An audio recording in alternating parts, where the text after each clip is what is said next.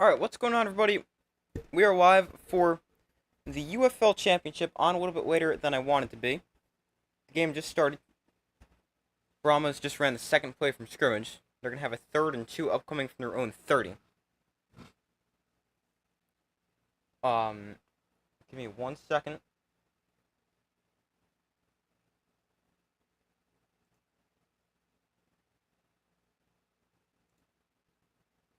Give me a minute to bring up the comments. But welcome to the stream, everybody, for the UFL Championship game. Stallions and Brahmas.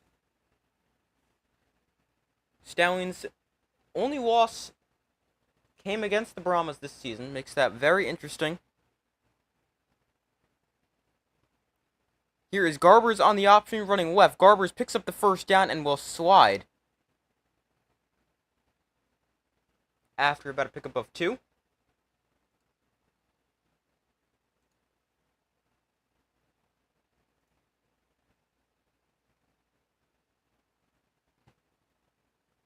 Give me 1 second to pull up the comments.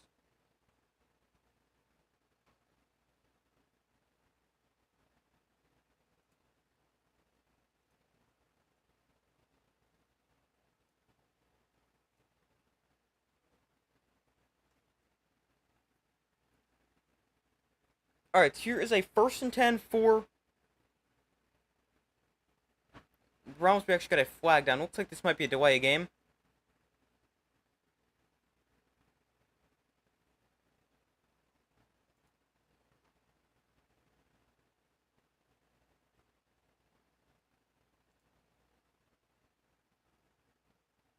Actually, before the delay game, the Brahmas got a timeout in.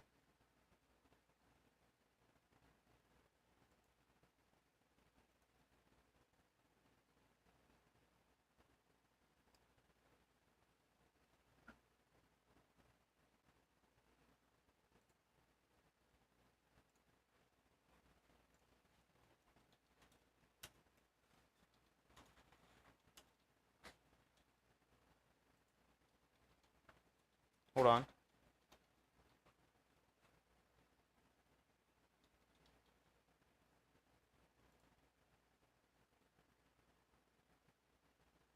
Alright, who wins, Stallions or Brahmas? Oh, I just realized I got the wrong scoreboard up.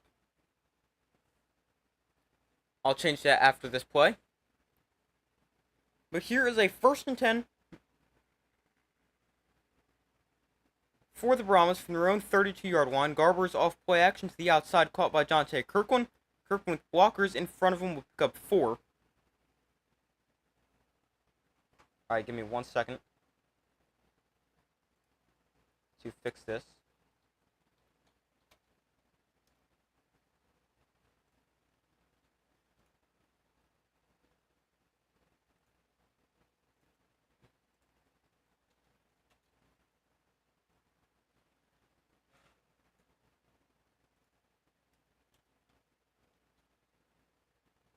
Give me 1 second. Alright, I'll change that in a second. 2nd and 5, Garbers to the outside. That is a low throw caught by Anthony McFarland for a pickup of a yard. That'll bring up a 3rd and 4.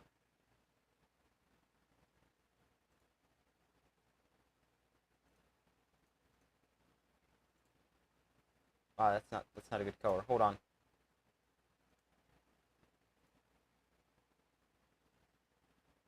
Maybe I'll play around with that later.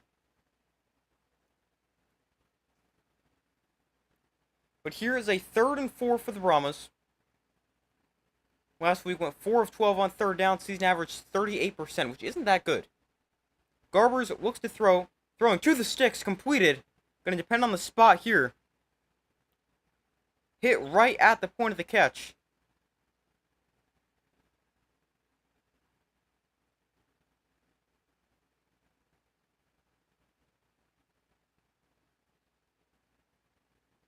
Jonte Kirkland with another catch. He's right at the sticks.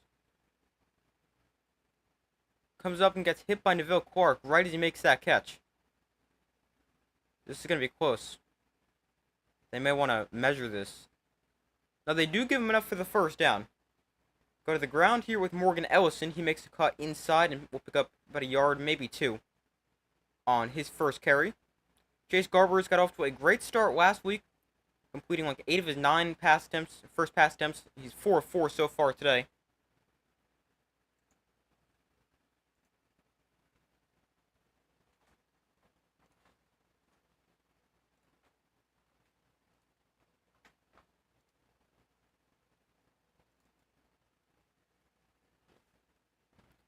Here's a 2nd and 8.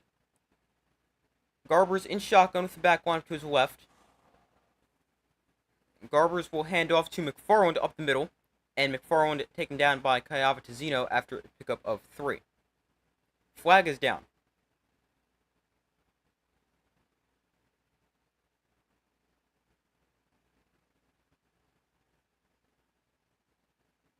It's going to be a hold, so that run will come back.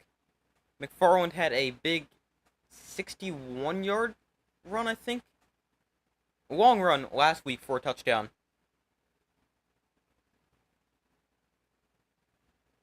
So far, from what I can tell, the attendance doesn't look great. It doesn't look terrible.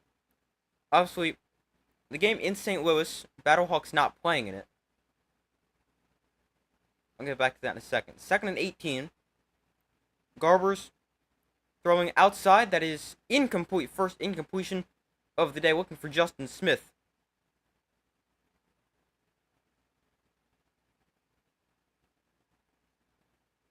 And that is a 3rd and long upcoming here for the Brahmas.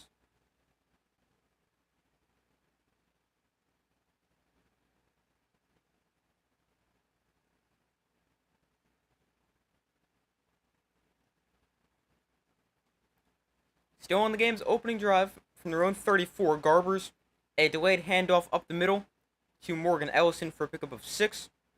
Brings up 4th and 12, and the Brahmas can be forced punted away.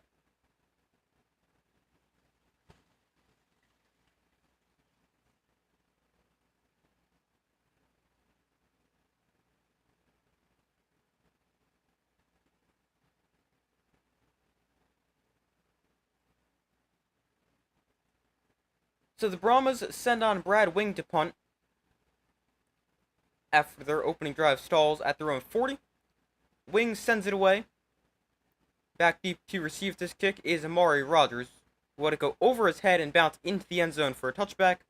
And the Stallions will take over at their own 25, although we do have a flag down on the field, so let's check this.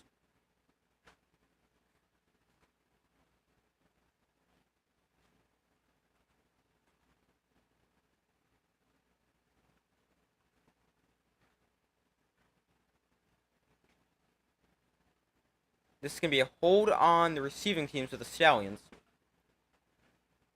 It'll be a first down from, I think, their own 15 after the penalty. So the Stallions offense comes onto the field, led by quarterback Adrian Martinez, won the regular season MVP. Hold on one second.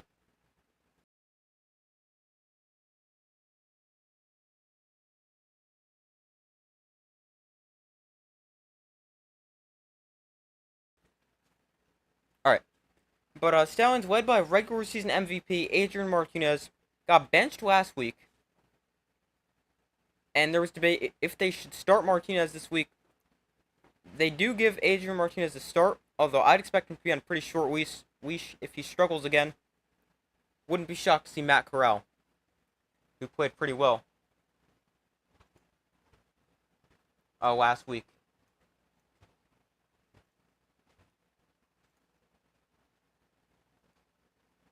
Hold on one second. Let me fix this.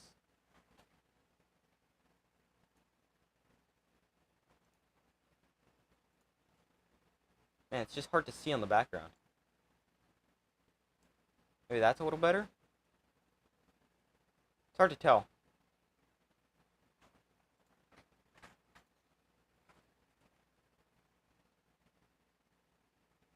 We'll just stick with that.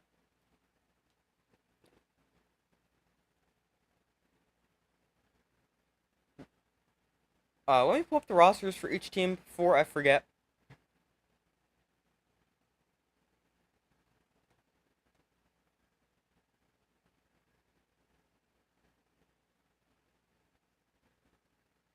But going back to what I was saying earlier about the attendance, it doesn't look great, doesn't look terrible. Obviously, the game in St. Louis, a lot of people probably expected the Battlehawks to be in this game, so a lot of Battlehawk fans probably bought tickets. So, I'm not sure. I think we usually get the paid attendance number, not the number that actually made it to the game. So, we'll have to see what that is. Usually announced sometime between the second and third quarter. But I also heard somebody say that he heard from sources inside the week that they're expecting the same amount as last week in the XFL Championship game of about 30,000. Definitely does not look that full, but it's also still early. 8:52 to go in the first quarter. Stallions take over from their own 15. Martinez in shotgun. Ricky Person lined up to his left. Person gets the carry, and Person with a strong 6-yard pickup on first down.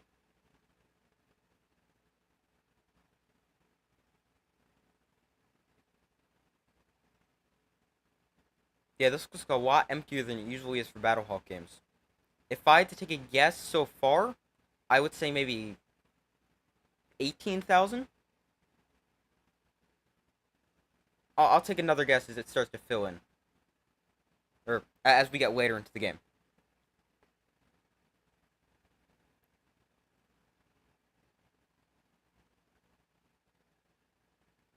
Brahmas have to call their second timeout here. Not really sure why.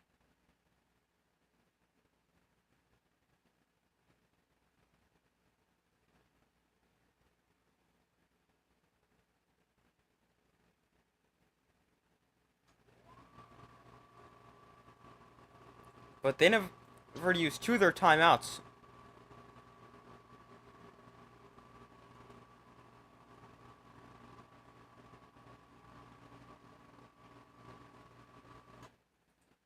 So here is a 2nd and 4 from their own 21. Now we got play stopped again.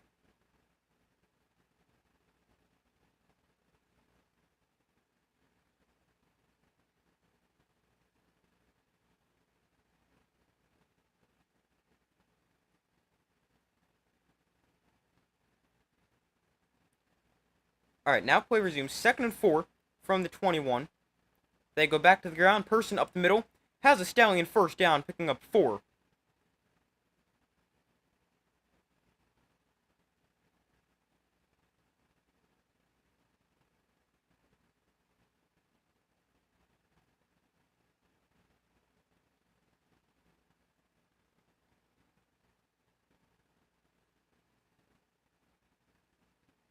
So they're explaining the Brahmas took the timeout a couple plays ago to avoid a penalty.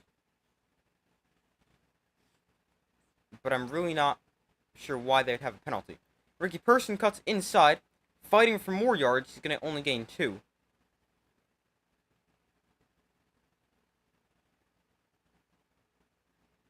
But Adrian Martinez, as I was talking about before, the regular season MVP, 3rd in the league in passing yards, 1,749, 2nd in touchdown passes, 15, and led the league in rushing yards with 528, although not quite as good lately.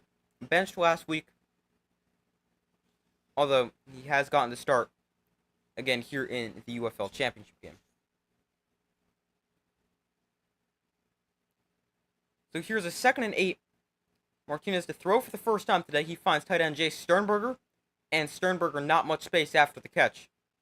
Just a couple yards, and that'll bring up a 3rd and 6.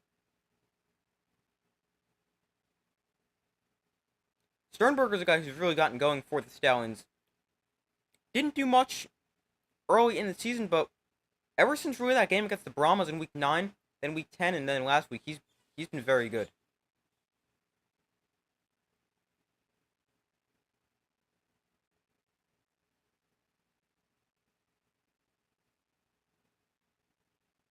So the Stallions, with their first 3rd down of the day, their season average is a 49% conversion rate.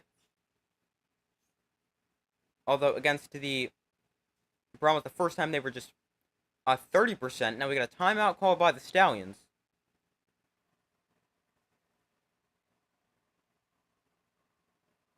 Looks like both teams having some issues so far.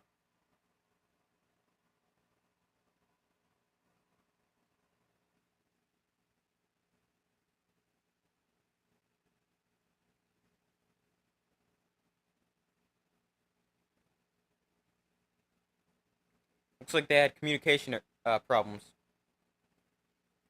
Skip Holtz really didn't like using that timeout, but they couldn't get the call clearly. So Adrian Martinez used a timeout.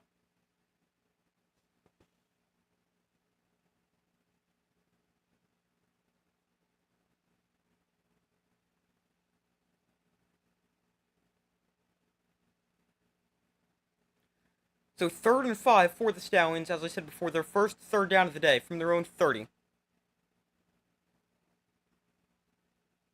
Empty backfield for Martinez, who looked to throw. Martinez pump fakes, and then throws over the middle off the hands of his intended receiver, and incomplete. Looking for Kevin Austin.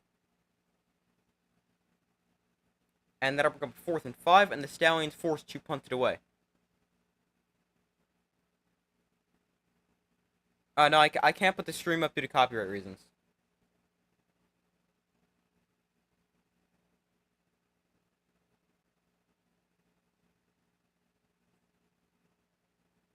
Fourth and 5, they punt this away. The Brahmas, Marquez Stevenson fields this to zone 20. Stevenson on the return will navigate his way up to the 29 before he's taken down. So that is where Chase Garbers and the Brahmas offense will take over after each team punts on their opening drive.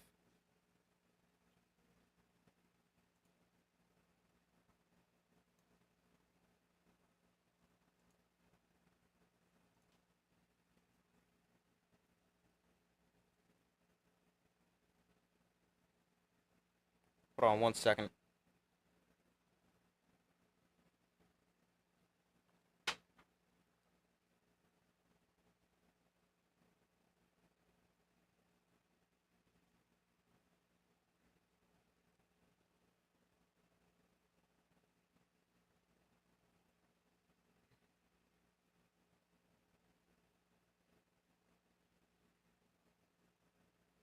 Give me 1 second, just want to see something real quick.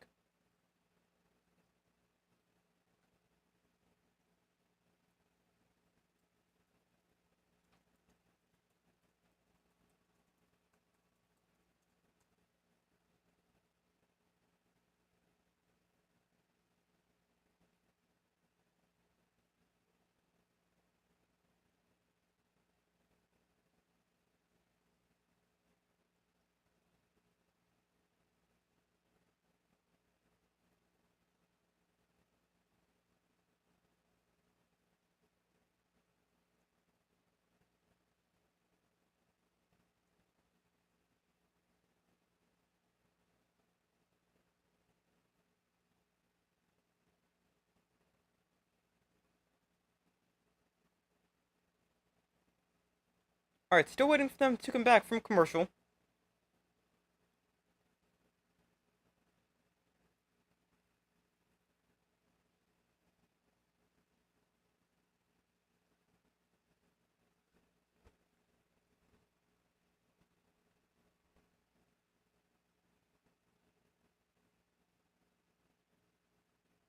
The game still scoreless, 5:42 to go in the opening quarter.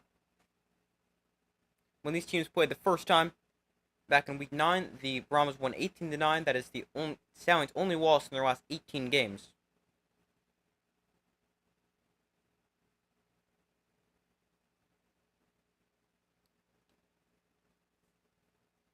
So 1st and 10 from their own 29 for the Brahmas. A handoff to McFarland, who runs into a wall at the line of scrimmage, nowhere to run. Will Yarbury makes the tackle.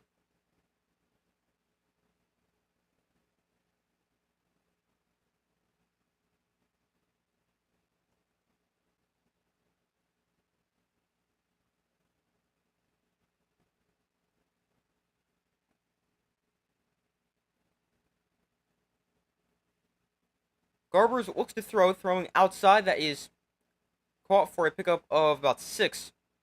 And that'll bring up a 3rd and 4 here for the Brahmas.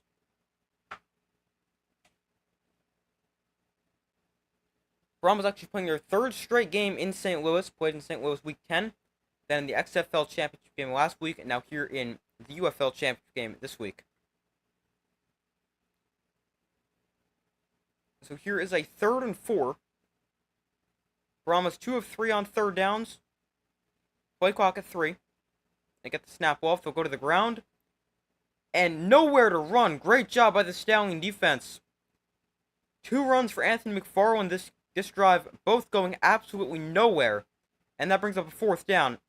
And here comes another Brahmas punt.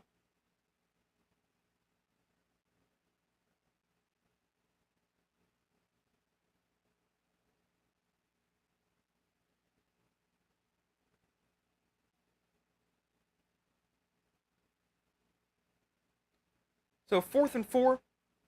The Brahmas punted away for the 2nd straight drive. Amari Rogers will field this on a bounce. Rogers gets up to the 29 on the return. So both teams start at the exact same spot for their 2nd drive.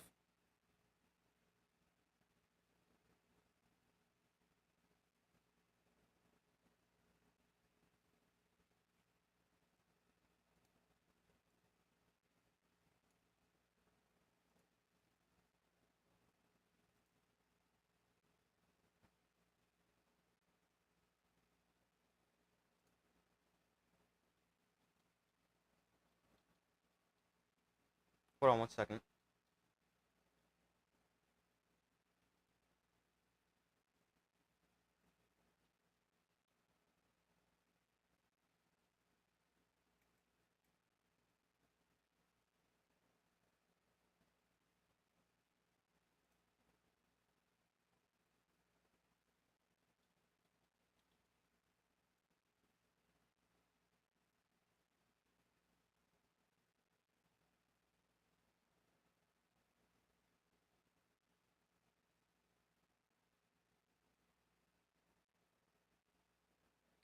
Hold on one second.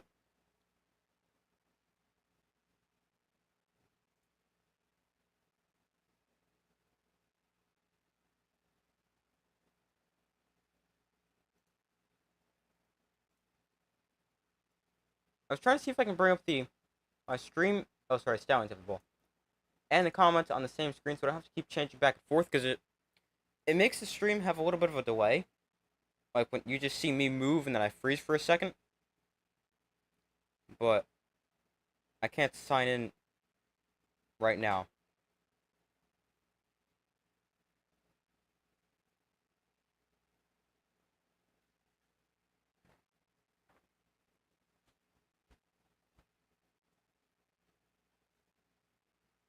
But still waiting for them to come back from commercial.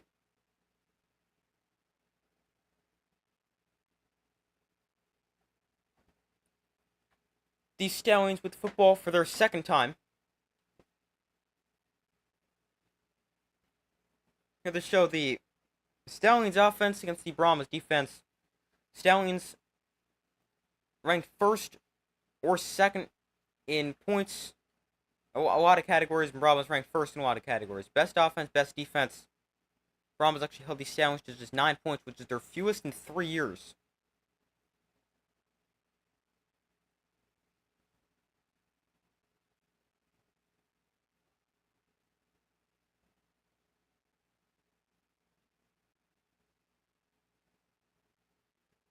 So here is a 1st and 10 for the Stallions. Ball on their own 29-yard line. 3:53 to go in the 1st quarter. Martinez in shotgun. Marvin Williams in motion. We'll throw it out to Williams on swing pass. Williams will be unable to break a tackle and is taken down after picking up just 2.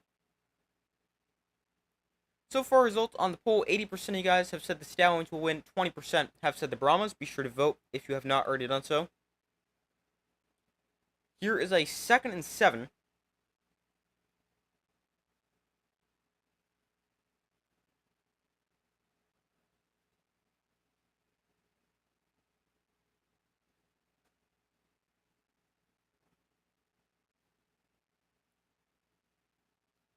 Martinez looks to throw, throws over the middle, that is caught by Sternberger, his 2nd catch, and Sternberger will pick up 5 to bring up a 3rd and 2.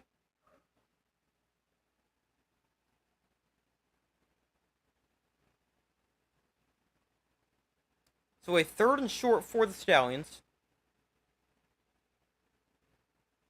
Adrian Martinez hasn't ran a ton in the past few games.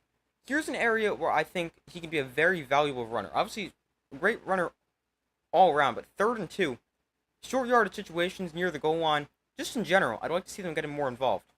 Martinez throwing quickly, that is dropped, or actually broken up. Kevin Alston, again, the target. He's been targeted on both 3rd downs, hasn't caught either of them. And this will bring up a 4th and 2. And the Stallions force punted away.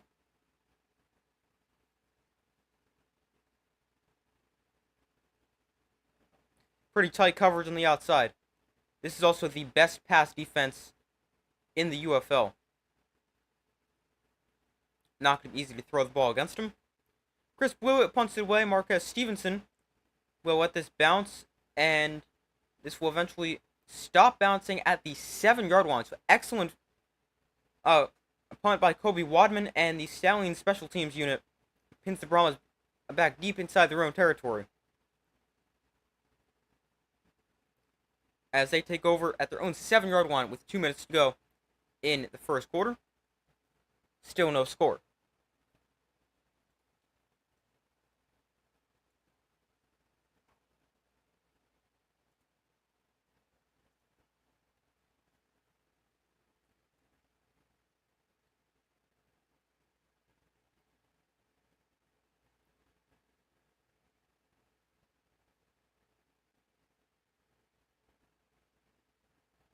Hold on.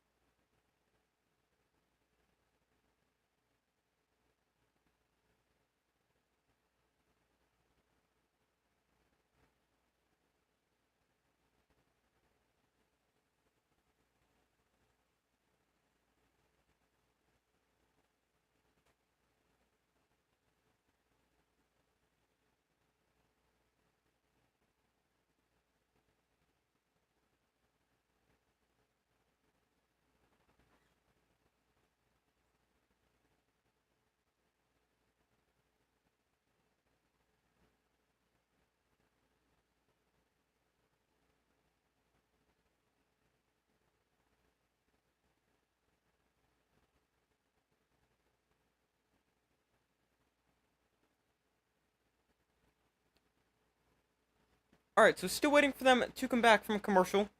So far, results on the poll: 67% of you guys said the Stallions will win, 33% said the Brahmas. Be sure to vote if you have not already done so.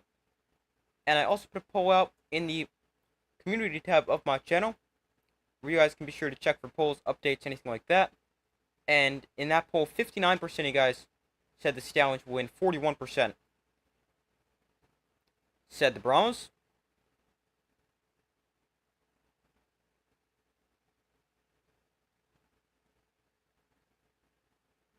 And if you guys are wondering who I have the Stallions in a close one, 24-21.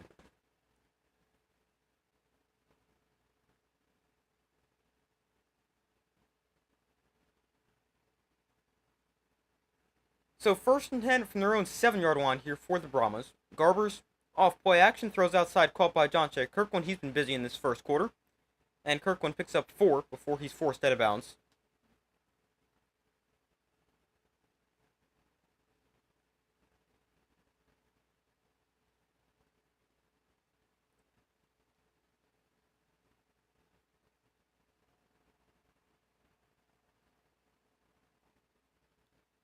So here is a 2nd and 6 for the Brahmas. Chase Garber 6 of 7, but for just 26 yards. A lot of very short passes. Garber's to throw again. Here he stands in the pocket. Now he's going to scramble.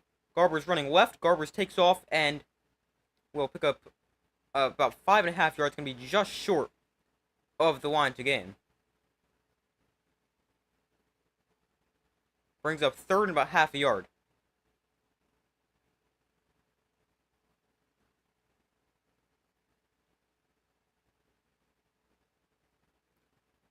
So 3rd and 1.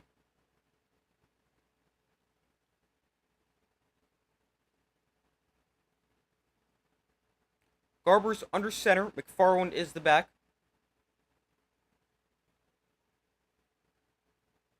And with the play clock at 0, let's see, do we have a 3rd timeout? No, they're going to accept this penalty.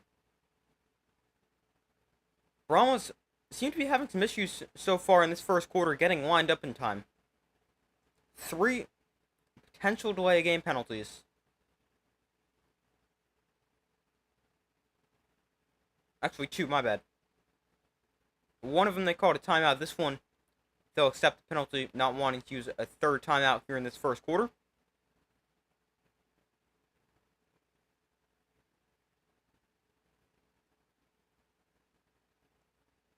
Garbers looks to throw on 3rd and 6. He finds McFarland out of the backfield. He slips the tackle and has got a 1st down. Anthony McFarland picks up 8. And that's a 1st down for the Brahmas on what could be the final play of this first quarter. We've seen a lot of Anthony McFarland so far today. It really hasn't been that featured running back in this Brahmas offense, and has seen pretty limited touches throughout the course of the season, although has battled an injury for most of the season.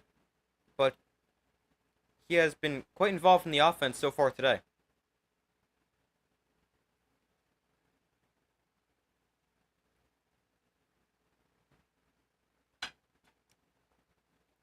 But after the first quarter, we are still scoreless.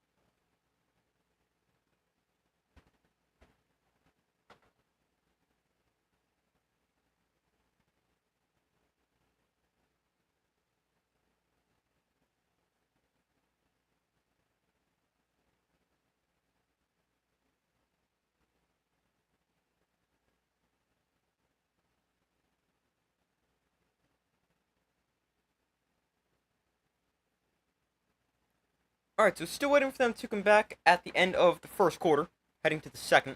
Very defensive game so far, but that's probably what you'd expect. Only 52 total yards for the Brahmas, 23 for the Stallions. The game's longest play is just 9 yards.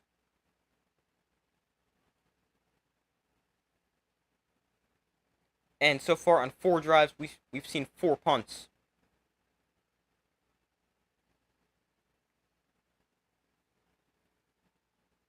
And we have to wait and see our first points. But the saying is, defense wins championships, and definitely appears that'll be the case so far today.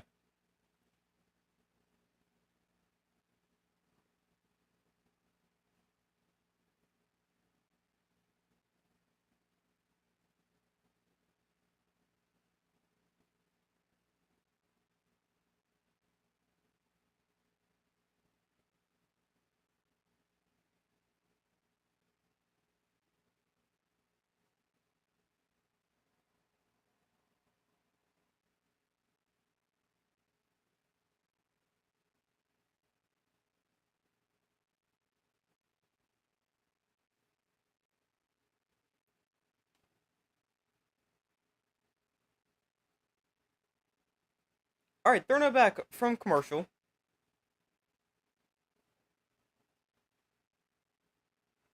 The Brahmas with football here as we enter the second quarter.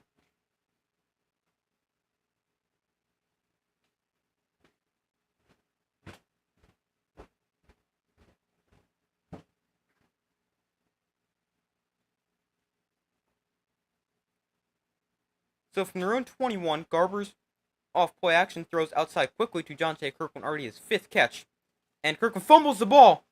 The ball is free. Let's see who's got it. It looks like the Brahmas were able to dive on that. And the Brahmas will retain possession.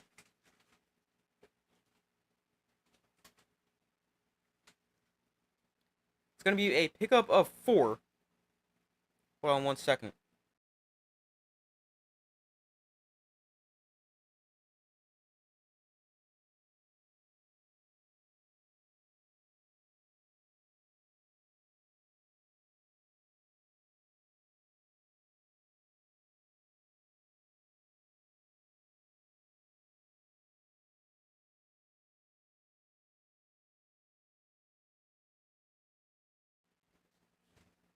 Alright. But there was a fumble here. The Browns were able to get it back. John J. Kirkland fumbles it. Your own 26, Garber's throwing outside, caught by Marquez Stevenson. Breaks a tackle. Stevenson still on his feet. Cutting inside. Stevenson with a nice catch and run.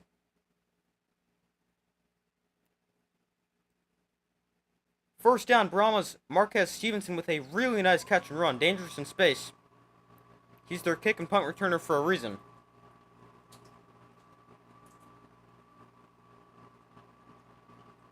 He should be taken down after about 5. Then gets another, maybe 7. Then makes a nice move. Ends up getting 10 to 15 yards after the catch.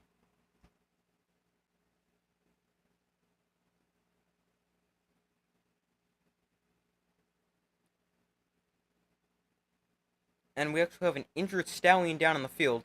Hopefully he's okay. And they go to commercial break for the injury timeout. Hopefully he's okay.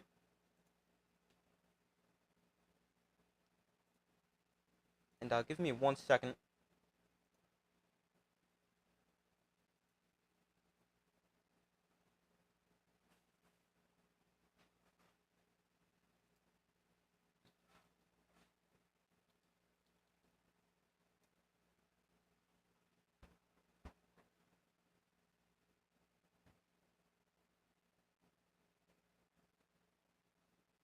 Hold on. Let me just do something real quick.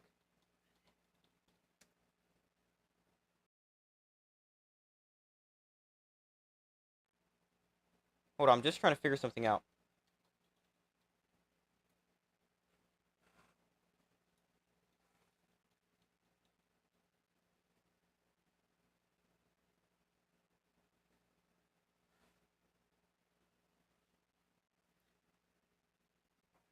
Alright, but still waiting for them to come back from commercial after the injured player. Obviously, hopefully he's okay. Couldn't tell who it is. It may have been the guy who initially tried to bring him down.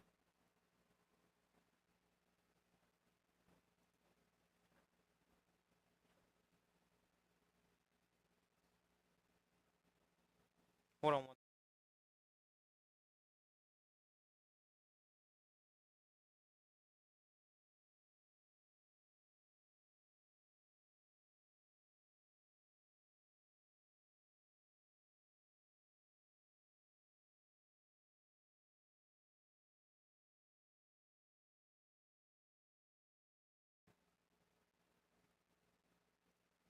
Alright, I'm trying to sign in something, but it's got 2-factor verification, and I forgot my phone upstairs, so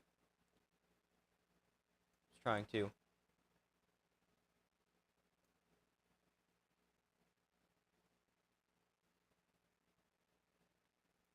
figure that out.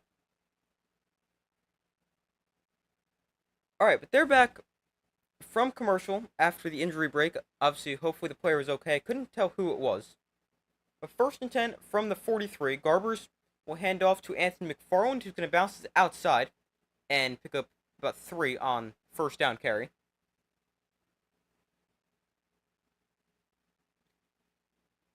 Don't think we've seen Josh Lovett yet today, which is very surprising considering the game he had last week. We've seen Morgan Ellison as well as Anthony McFarland, but no Josh Lovett. Morgan Ellison saw very few carries last week, although McFarland and Lovett both played great games. And Brahmas as a team ran for 6 yards a carry and 215 yards.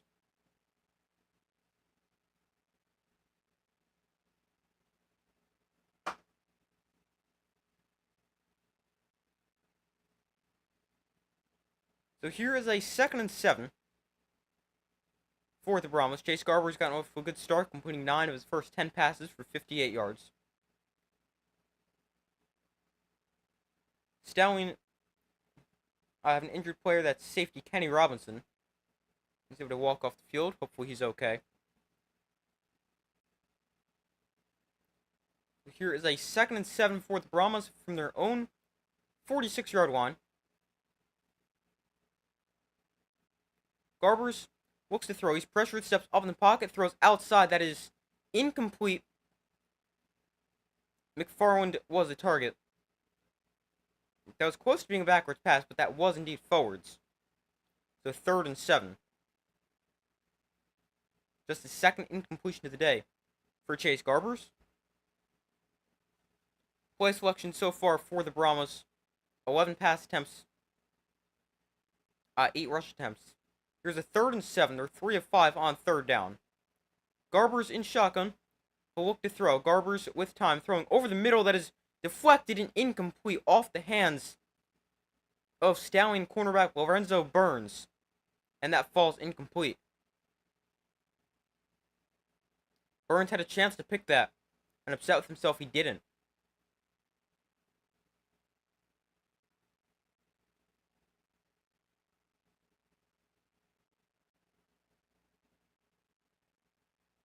I can definitely see what Garbers is thinking there. It looks like Burns is going to continue to run with his receiver. He stops right there as the ball is thrown. Here's the punt. And it is fair caught by Amari Rogers at the 11-yard line. And that is where the Stallions will take over. Still no points, and every drive has resulted in a punt.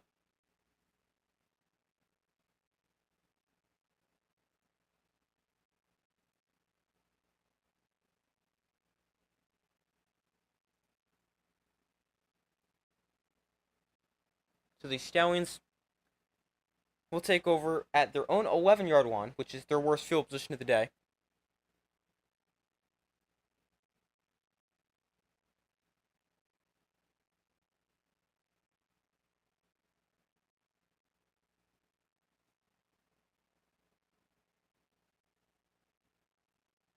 Brahmas now up to 75 total yards, although neither team has really done much offensively.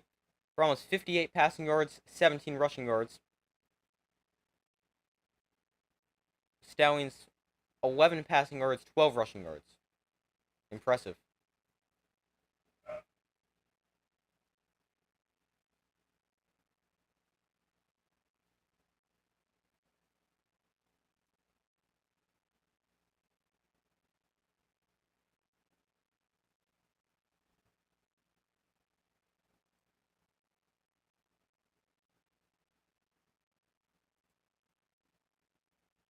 Hold on, I'm trying to figure something out that I've never done before.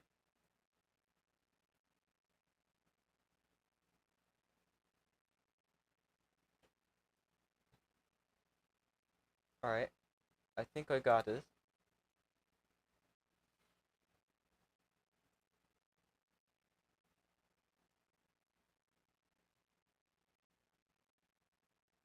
No.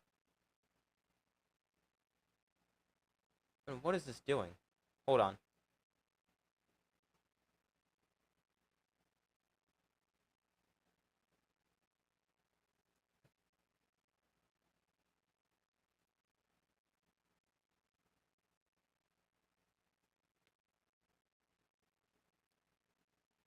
Alright, I think I got everything up on the same screen that I wanted.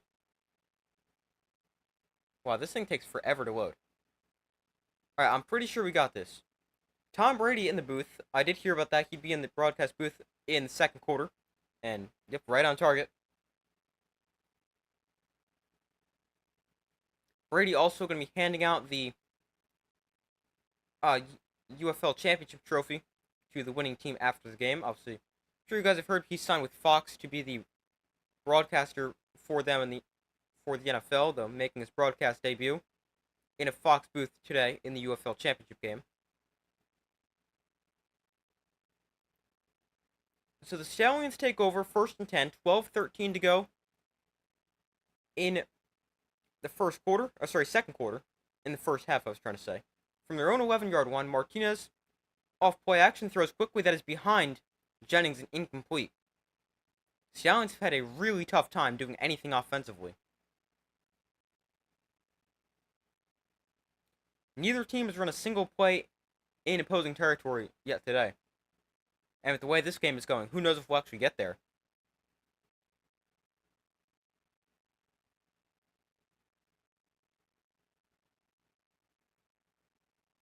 So here is a second and 10 from their own 11-yard line. Martinez in shotgun. Will look to throw again. Martinez with time. And now he's going to take off. Martinez, a very dangerous runner. He's going to head towards the sideline. Got taken down after a pickup of 7 yards. Good scramble there for Adrian Martinez. And I think if the Stallions are going to have success, with them not being able to run or throw the football yet, his legs are going to have to be a big factor in this game.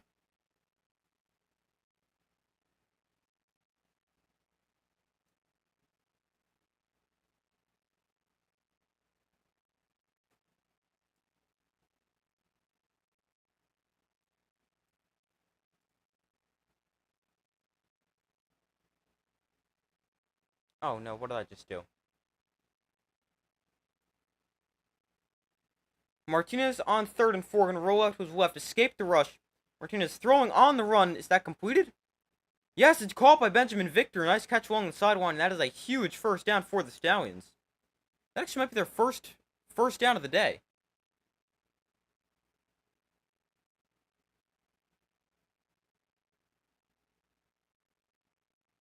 Oh, I don't know if... Oh, he's definitely not inbounds when he catches that. That's going to come back. Don't know what the ref's looking at. I think his foot might actually already been out of bounds when he caught that.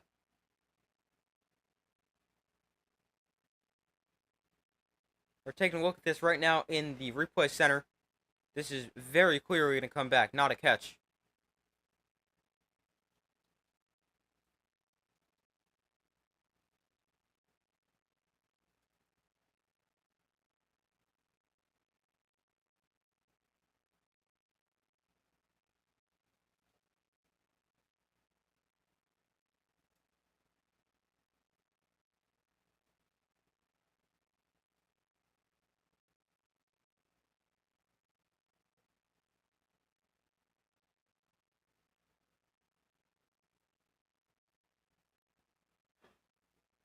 But 4th and 4, they do reverse this call. Kobe Wadman punts it away. And Marquez Stevenson fills his own 41. He's taken down right there. Great kick coverage by the Stallions. That's the one thing they've done well. They've punted well.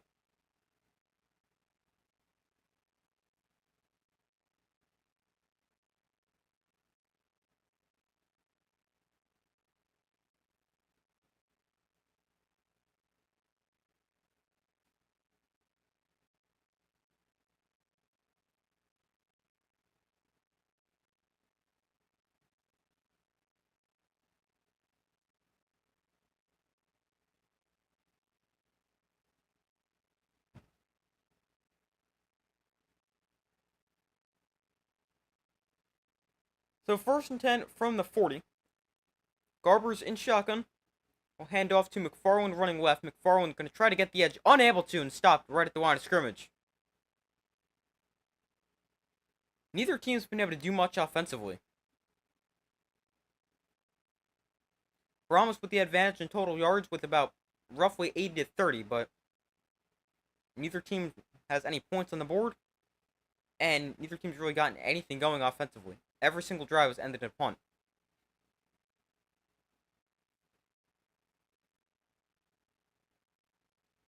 Second and 10 from their own 40. Garbers looks to throw, has time, throwing to the outside. That is completed to Stevenson, although taken down right there by Lorenzo Burns. Pick up a 6 for the Brahmas, brings up a 3rd and 4.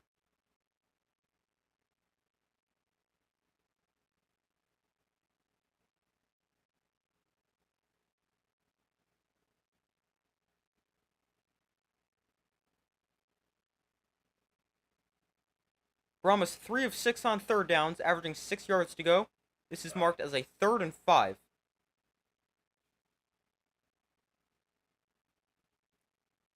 Garber's in shotgun, will look to throw on third down. Garber's going to take a shot down the field. Receiver has a step. Oh, what a catch! But no, never mind, didn't complete. I thought Kirkland caught that. He had it for a second. Could not maintain control through the ground. And the Stallions defense will force another punt. It's a good throw from Garber's. Kirkland's got a step and just can't quite maintain possession through the contact with the ground.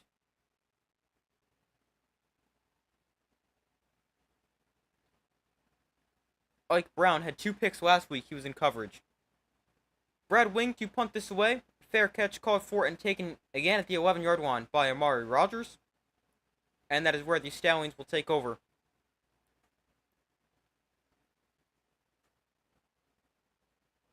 Oh, I just realized, never changed the ball marker.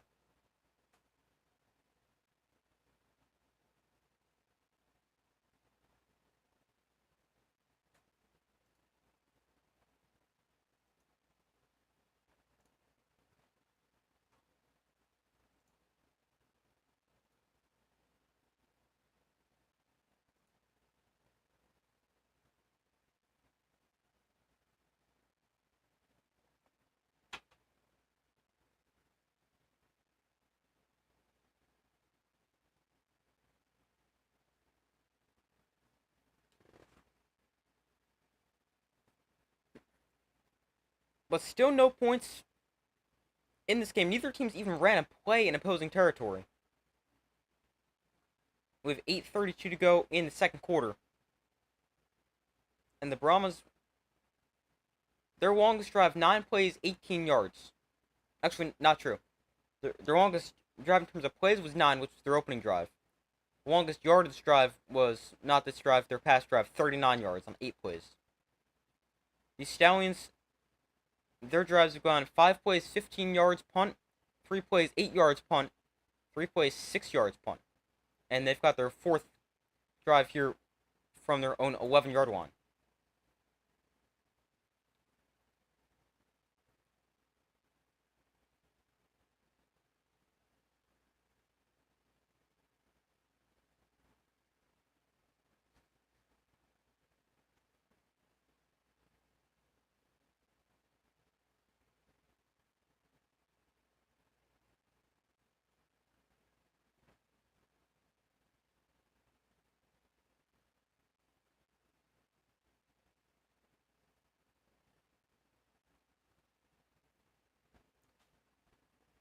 So far, results on the poll, 73% of you guys have said the Stallions will win, 27% have said the Brahmas. Be sure to vote if you guys have not already done so. If you guys are wondering who I have the Stallions by a score of 24-21, although that seems like an offensive shootout with the way this game is going. At this rate, I might as well take the Stallions 3-0. So 1st and 10 from the 11. Martinez on the option will keep this running left. Martinez with space and speed. He's out of bounds after picking up 11. 1st down for the Stallions. Martinez got off to a rough start passing, just 3 of 7 for 11 yards. But he's had a couple of carries.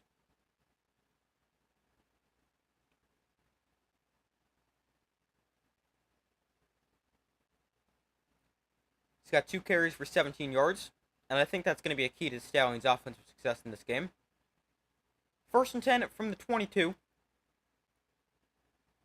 Martinez spins away from the pressure and throws to the outside. That is dropped by Marlon Williams. Wait, hold on. Why is that being ruled a touchdown?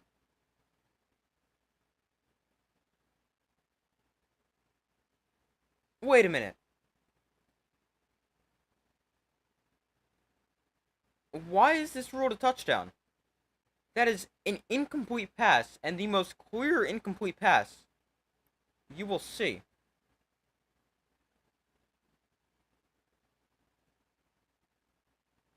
Alright, good. they get that call right. Although I don't even know. I understand if you're a ref, you want to let the play go and then make a decision. But I mean, this is brutal. The ball goes forward 5 yards. And they actually signal touchdown.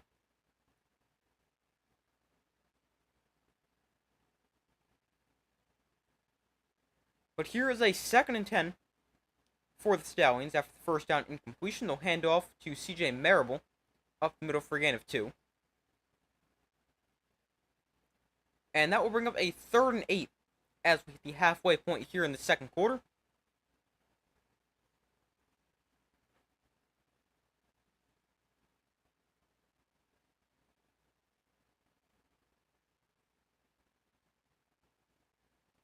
Stallions yet to convert a 3rd down. They're 0 for 3. Average 3.7 yards to go. Here is a 3rd and 8 from their own 24. Martinez in shotgun will look to throw. Martinez with time. Throwing underneath, caught by Sternberger. Sternberger with space after the catch. He's going to have a 1st down, dragging Brahma defenders along with him. And he picks up 9 for the Stallions' first 3rd down conversion of the day.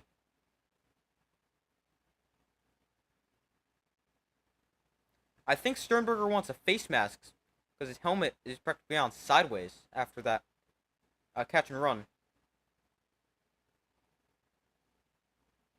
Let's see if we can see anything.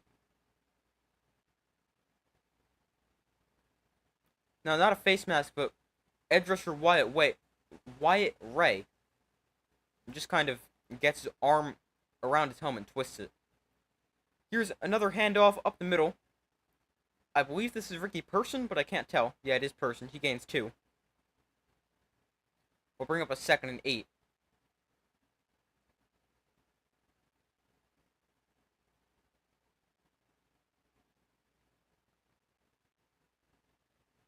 Jay Sternberger has gotten off to a good start today, and in Week 9 against the Brahmas, he had 7 catches for 110 yards and a touchdown. By far his best performance of the regular season.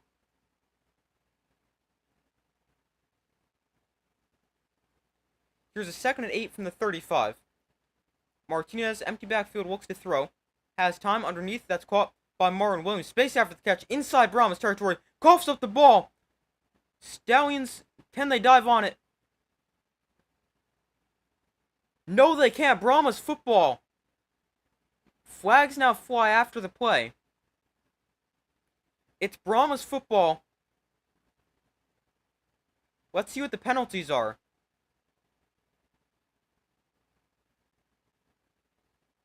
We were just about to see the first play run in opposing territory, and we couldn't even see the play because Marlon Williams fumbled the ball.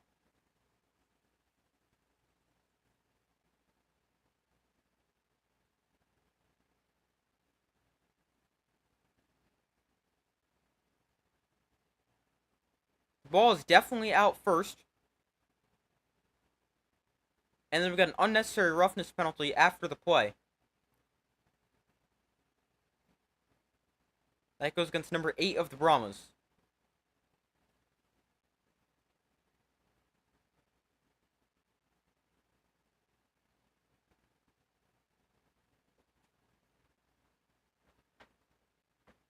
Ball definitely out first.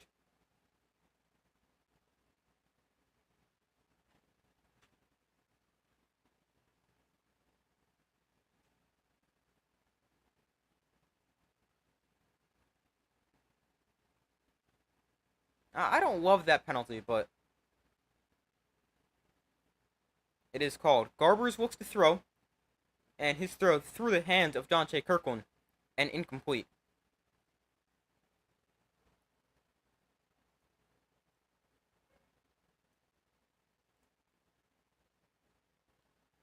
But it was a good catch and run for for Marlon Williams until he fumbles the ball. And the Brahmas now with football 2nd and 10 with 5:05 to go in the second quarter on their own 31. Garbers looks to throw again. Has time underneath, caught by McFarland out of the backfield. And McFarland taken down after pickup of 7. We'll bring up a 3rd and 3.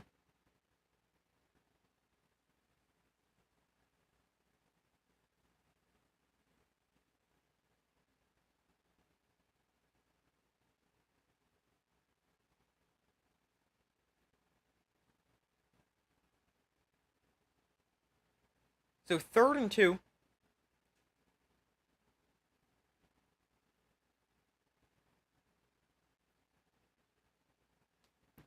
They will go to the nope off play action. Alize Mack hit right where he catches that. No gain. And another punt upcoming. I thought they were going to hand that off. They fooled me with the play fake. Ended up throwing it out to Alize Mack in the flat. And he's chopped down by Ike Brown right when he catches that. 4th and 1, we're going to see another punt. Brad Wing sends it away. Amari Rogers will field this as zone 11 for the 3rd straight time. This time he's able to get it up to the 16 on the return. So a pickup of 5 on the return. And Adrian Martinez and the Stallions offense back on the field with 3:39 to go in the 2nd quarter.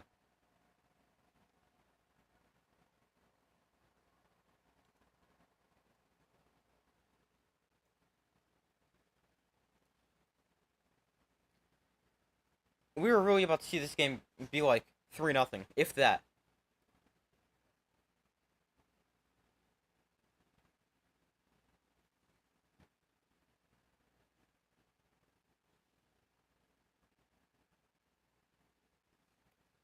So 1st and 10 from the 16-yard line. Martinez hands off to Person up the middle. He's going to make a cut, break this to the outside. Ricky Person with blocking. Person has a 1st down, lowers the shoulder, picks up 11. And he's fired up after that run.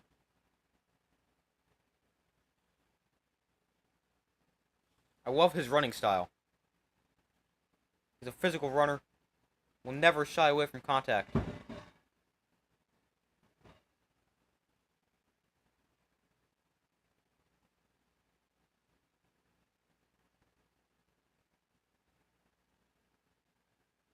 So here is a 1st and 10 for the Stallions from their own 26.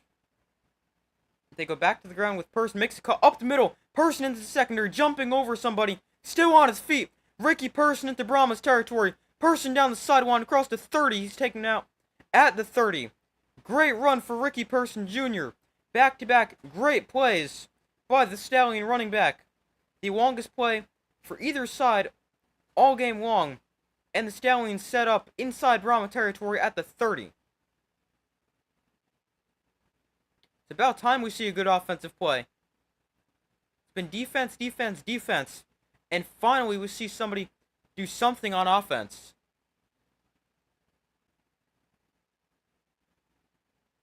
So from the 30, here is the handoff to Marable. He's going to try to bounce this to the outside. He is going to unsuccessfully do so as he gets taken down for a loss of a yard. That previous play by Ricky Person, a pickup of 44, and he now has 66 rushing yards on the day.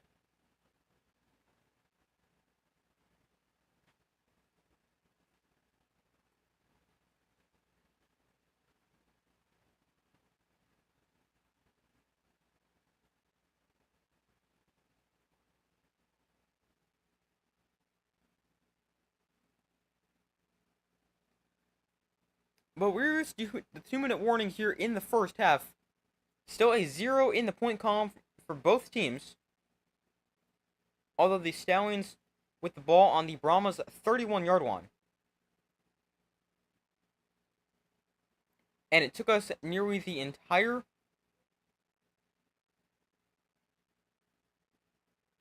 first quarter to see even a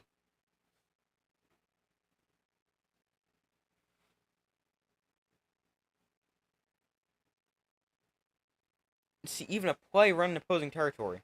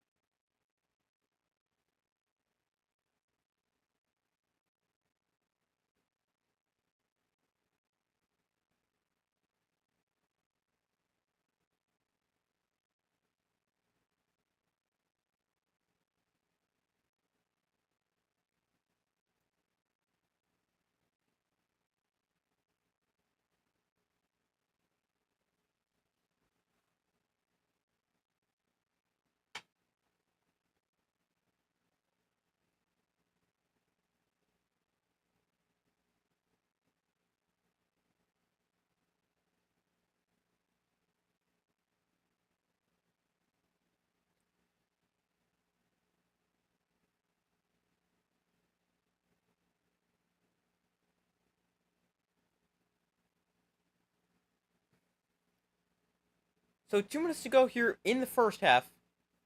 Here is a 2nd and 11 upcoming for the Stallions.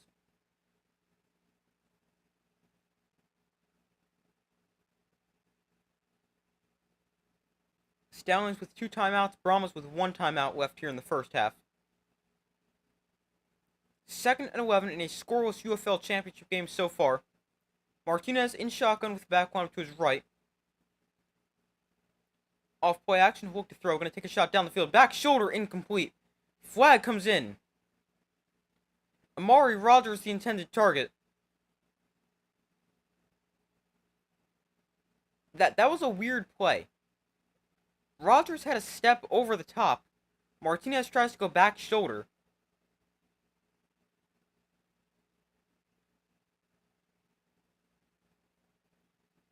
And it's then called because he has to jump into the defender. That's a weird play. But it is the right call. I think if Martinez leads him down the field, they may have a touchdown. But anyway, it's a 1st and 10.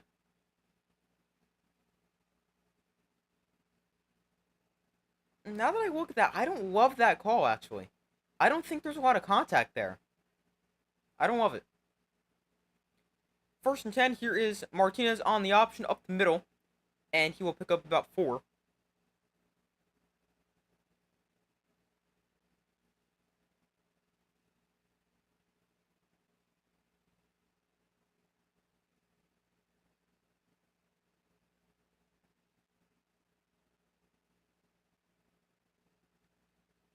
The Stallions score a touchdown on 57% of their red zone trips. They went 2 for 3 last week.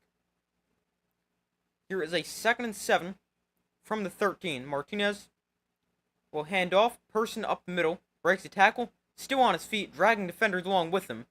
And Person will pick up 4. Brings up a 3rd and 3. With 1:10 to go in the first half.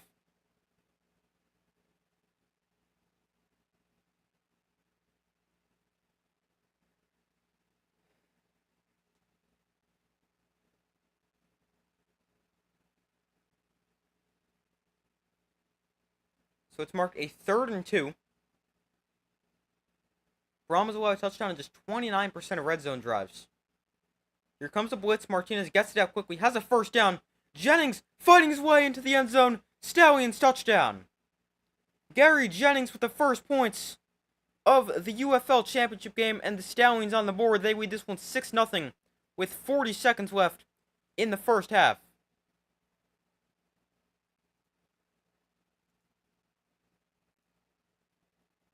Finally, we got points.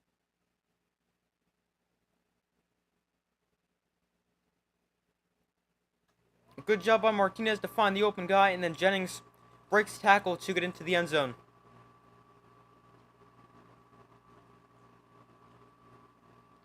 Stallions line up to go for 2 from the 5-yard line. Empty backfield for Martinez.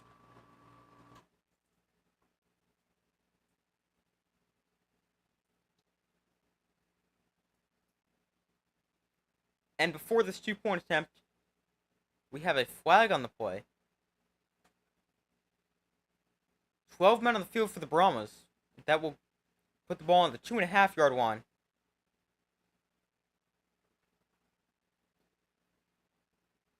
And make this an easier 2-point attempt for the Stallions. Tight end Jordan Thomas, who's 6'6", 270 pounds, has been a big target for the Stallions on these extra point attempts. Martinez rolling right, throwing, caught. Amari Rogers in for the 2-point conversion. And the Stallions extend the lead now 8-0.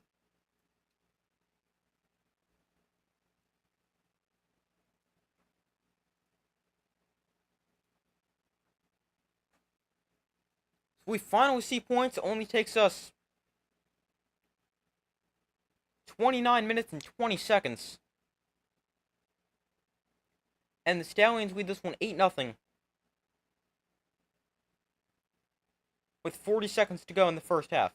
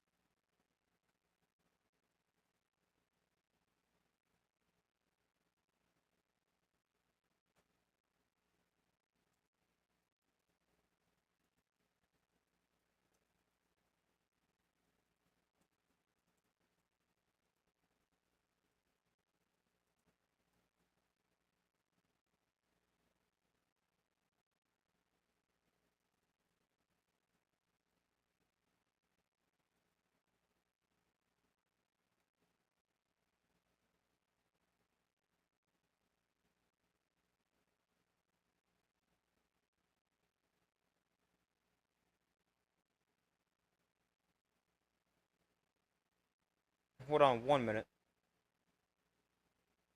But waiting for them to come back from commercial as we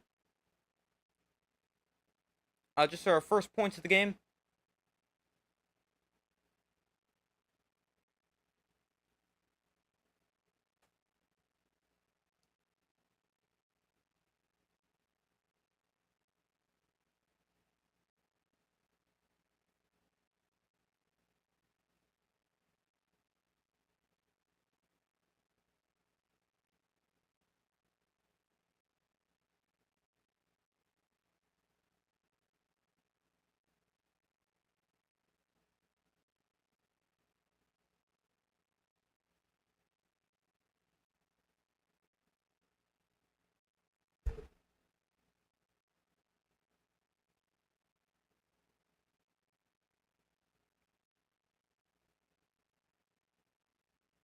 Alright, now they're back from commercial break.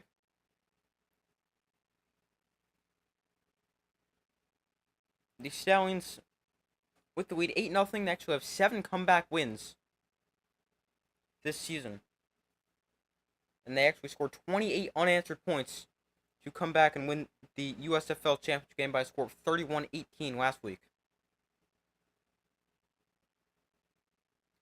In the first quarter, the Stallions had 23 yards. They have 118 here in the second. We got 40 seconds to go in the first half. Stallions up 8-0. Brahmas will have a chance to put something together. 40 seconds and a timeout to work with. Marquez Stevenson fields this from the 10. And Stevenson on the return up the middle of the field. He will get this up to the 30 before he's taken down.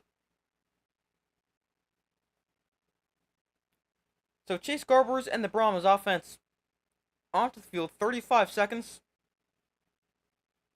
Their longest drive, 39 yards, although all 5 punts so far have resulted in punts. Sorry, all 5 drives have resulted in punts.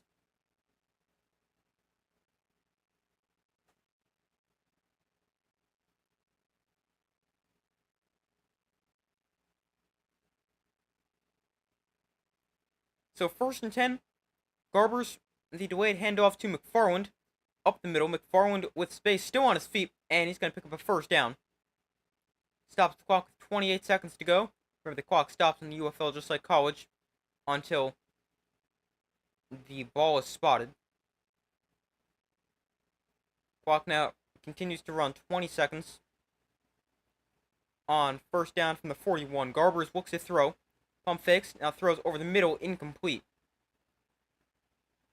Looking for Anthony McFarland, covered closely by DeMarcus Gates.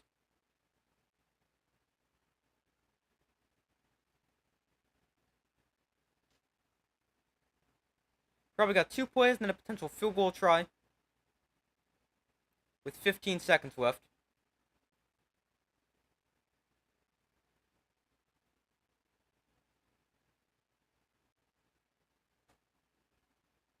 So from the 41, Garbers looks to throw. Pressured underneath, that is caught by Justin Smith.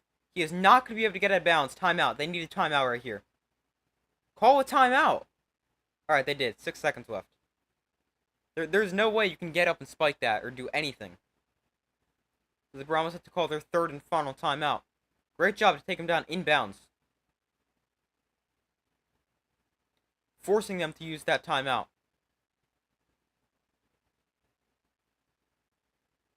So it's now 3rd and 7. There's 8 seconds left. Now, I'm not completely sure what you should do here for the Brahmas. 8 seconds, here's what I would say. See if you can get a play that'll take 5 to 6 seconds that will 100% get out of bounds. If you can't guarantee you'll get out of bounds, don't do it.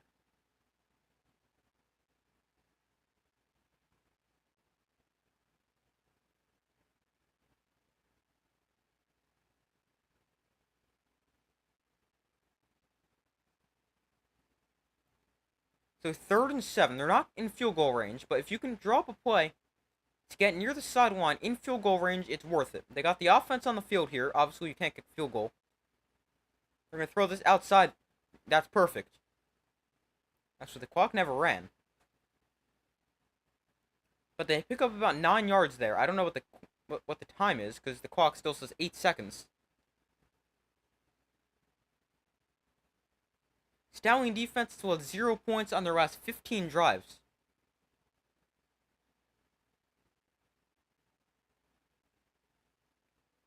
Let's see if that continues here. Brahmas do have a chance to attempt a long field goal.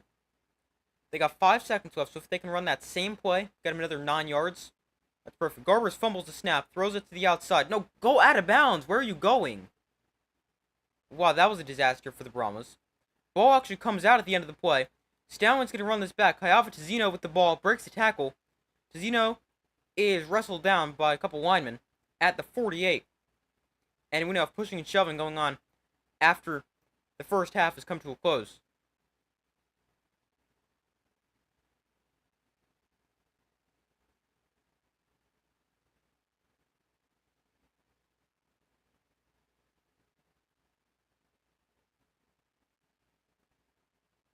That was not good for the Brahmas. I mean, what you want to do, make the catch, get out of bounds. Who cares if you only got 5 yards? Get you 5 yards closer for a potential Hail Mary or field goal.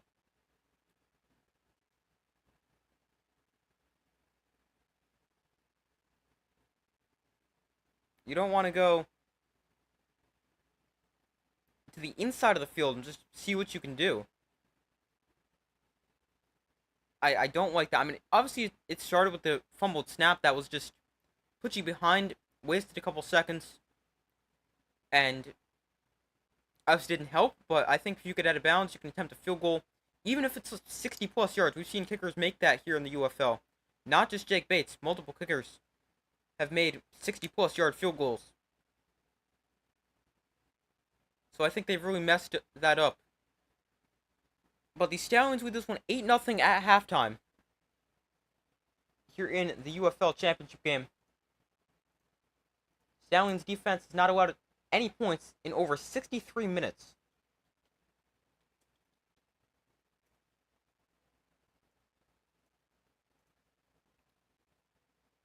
But we're at halftime.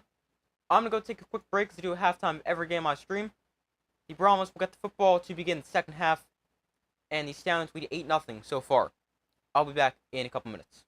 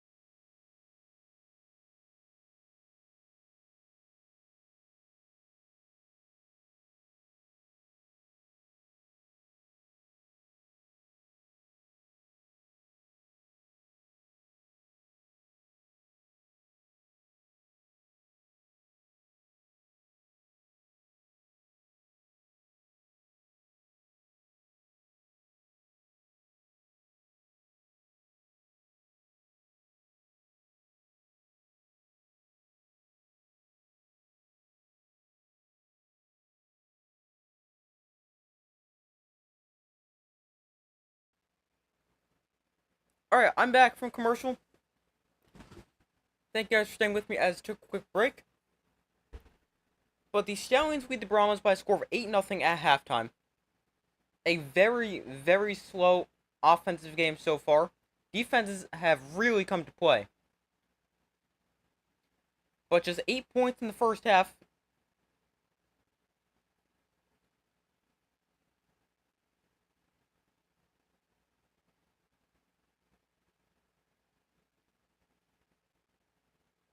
And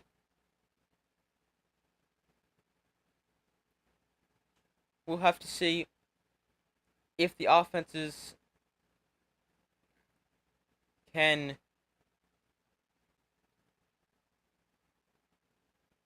wake up at all. Stallions offense got going a little bit before the half, but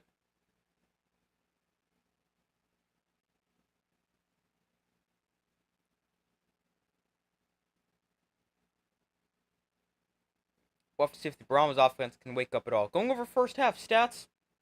Actually, let me give an updated score prediction first. Originally, I said 24-21 Stallions. That would seem like a ton of points right now. So let's instead go. I'm gonna stick with the Stallions, but let's go Stallions by a score of like, I don't know. Let's go like 18-11.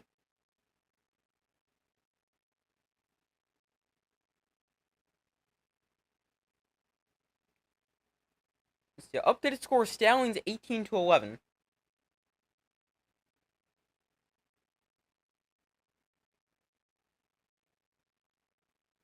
And let's go over some first half stats.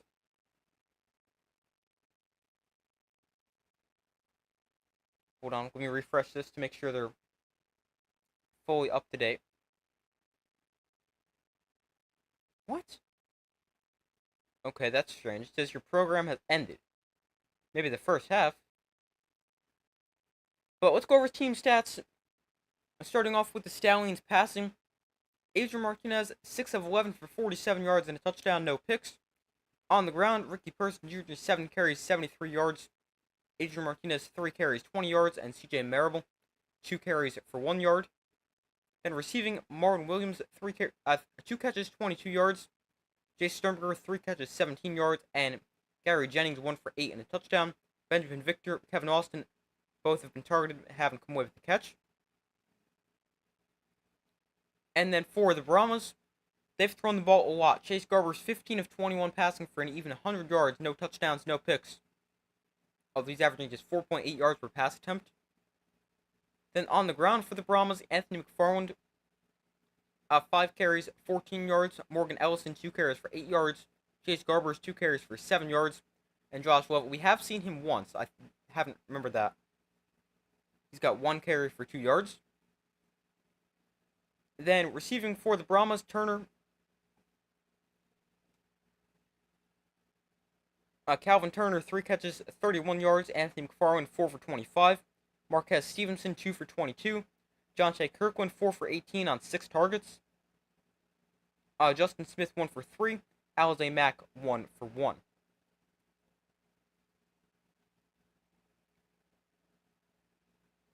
And then going over team stats from the first half. The Stallions outgained the Brahmas 141-131, driving more yards per play, 6.1 to 4.2. The Brahmas lead in passing 100-47.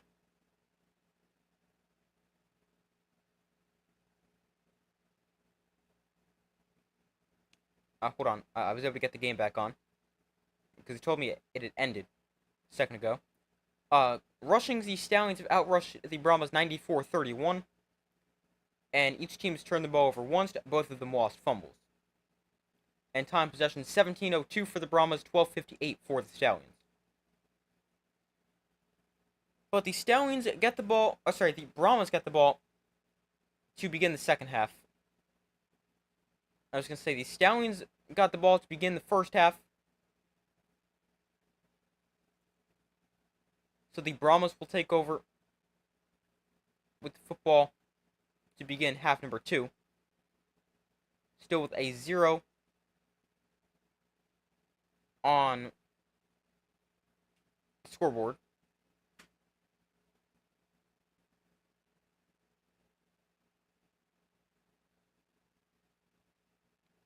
The Brahmas' season low in points is, I believe, 12, but let me check.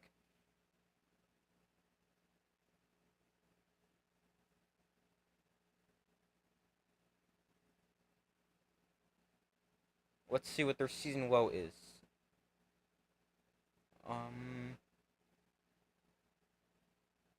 Yes, their season low is 12, which they scored twice. They scored that May 5th when they lost to the Defenders 18-12, and they scored 12 points 2 weeks ago on June 1st when they lost to the Battlehawks 13-12.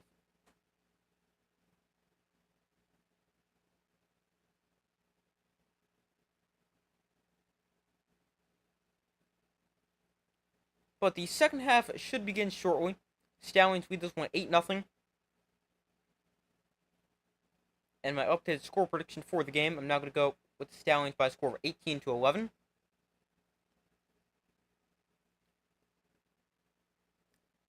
So far, results on the poll, 63% of you guys have said the Stallions will win, 37% have said the Brahmas. And let me get this ready for the third quarter, which should start shortly.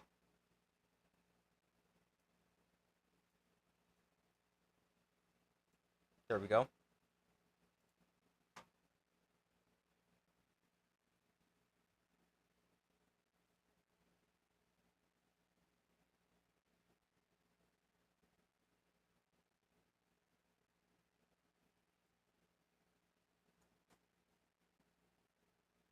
Alright, hold on 1 second. Just want to check something.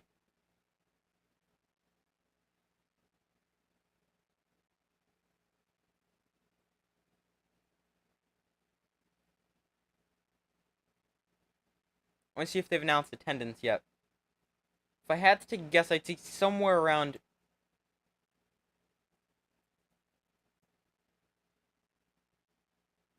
15 to 20,000. If I had to make an official pick for the attendance, let's go like 16,000.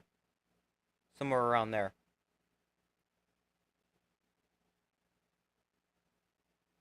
Now, nothing yet on the attendance. I'll be sure to tell you guys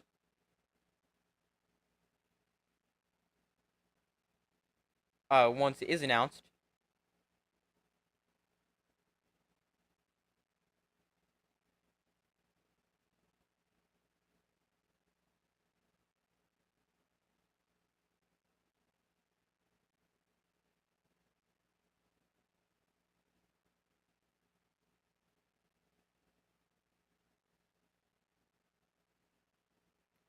Alright, the second half is getting underway. They just kicked off. This one should be returned. Oh, the Stallions. Wait a minute. Did I completely remember that wrong? The Stallions have the ball. I thought it was the Brahmas to get the ball first.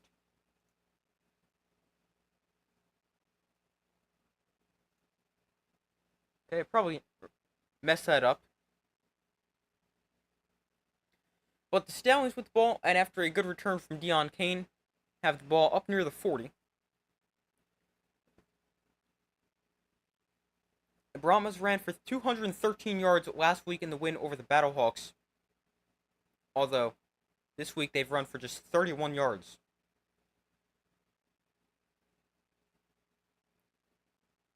So 1st and 10, Martinez to the outside, caught by Marwin Williams.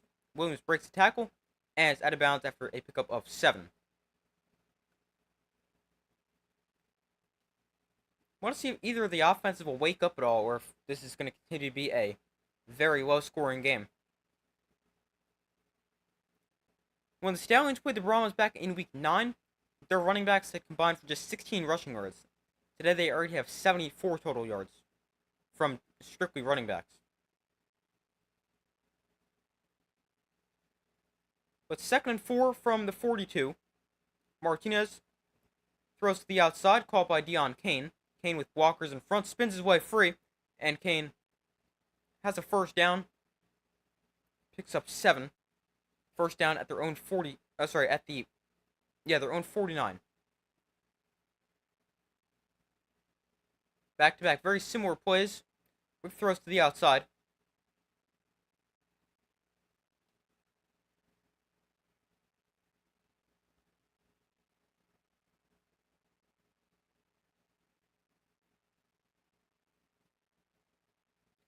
Adrian Martinez passing so far 8 of 13, 59 yards and a touchdown. Here is the handoff to Amari Rogers on the jet sweep. Rogers gets the edge, turns the corner, and slips near the sideline. Picks up like 13 yards on the run play. And the Stallions offense got a good start here in the second half.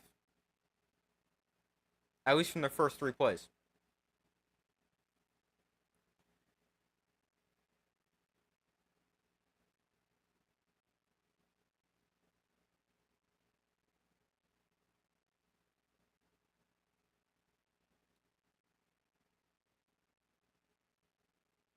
Stallions now over 100 rushing yards in the day with 105. They go back to the ground. Person, plenty of space. Ricky Person still on his feet. Inside the 25. He's taken down at the 24. Ricky Person putting together a nice game. He's probably the MVP frontrunner at this point, unless you want to include like the punters or something like that. He had a big run before, a solid run there, and he's probably at like 80 rushing yards on the day.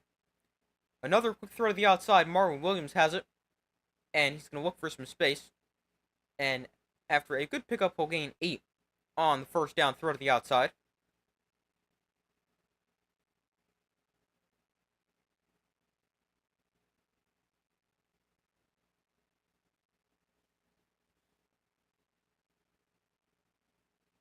So here's a 2nd and 2. They pump fake the screen to the outside. Now Martinez is going to take off and run.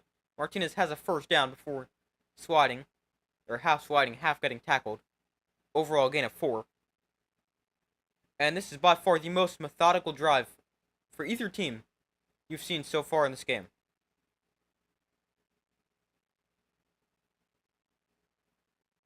Consistent ball movement down the field. And this is hopefully the sign of offense is waking up, or at least the Stallions. Ball on the 13. They hand off to Marable, and Marable slips a tackle, and will gain 2 as he powers ahead.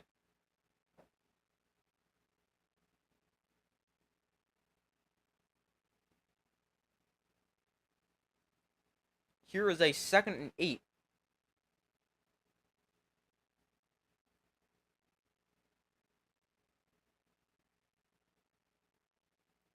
Stallions defense has allowed just 3 rushing touchdowns this season. That is the fewest in the UFL. That includes the postseason as well. Here is a 2nd and 8. Martinez on the designed run. Martinez going to break the outside, breaks the tackle. Martinez into the end zone for a Stallions touchdown. Adrian Martinez using his legs to get in for a touchdown, and the Stallions extend their lead. It is now 14-0. And that was a great drive to begin the second half, right down the field. In 4 minutes, and the Stallions with touchdowns on back-to-back drives. This game over. With the way the Brahmas offense has looked so far, can very well be over, but I mean, still plenty of time left. And the Stallions offense has gotten going a little bit. Let's see if the Brahmas can do the same. Going for 2 once again. Martinez looking to throw, and we got another flag on a conversion attempt. This one will be a false start, and the Stallions backed up 5. So they'll be running this play from the 10-yard line, and it'll still be worth 2 points. Jason Sternberger caught for the false start.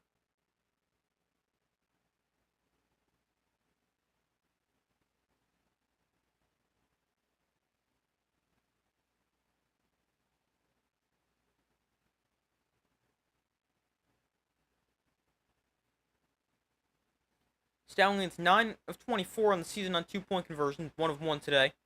Martinez looks to throw against the blitz towards the end zone, caught by Jordan Thomas. He's become quite a target for them out of that tight end position on these 2-point conversion attempts.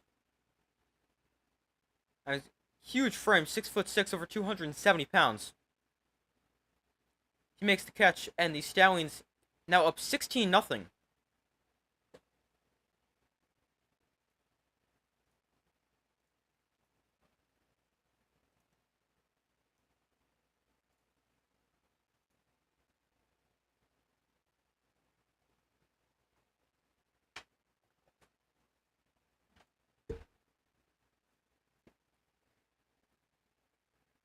But the Stallions offense with their best drive of the day by far. 8 plays, 59 yards, 4 minutes off the clock, resulting in a touchdown.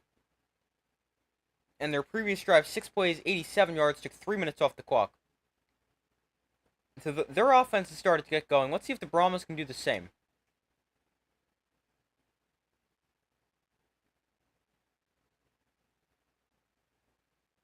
I don't watch the UFL, can tell you who the starting quarterbacks are. Sure. The Stallions, Adrian Martinez, you might know him from when he played in college, played with Nebraska as well as Kansas State. And then for the Brahmas, it's Chase Garbers. Spent some time with the Raiders as backup. Not this past season, a couple years ago.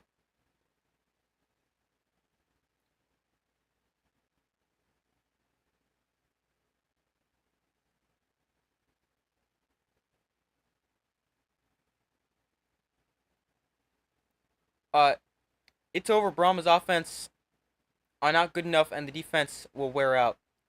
Yeah, it's definitely looked that way so far. I mean, the Brahmas offense, they could get going. They put up 25 last week, but they haven't done much. And yeah, as you said, the defense, if they're on a field non-stop, because the offense can't do anything, they're just going to get worn out.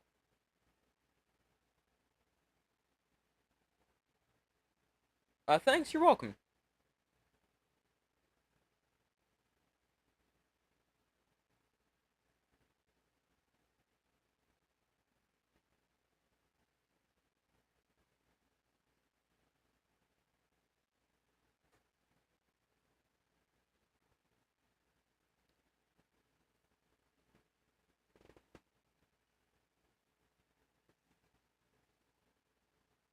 Alright, so the Brahmas going to get the football for their first possession here in the second half.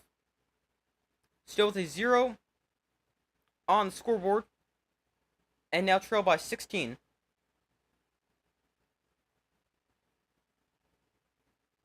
I believe their season average in terms of points a game for the Brahmas, that is roughly around 20. A little under, I believe.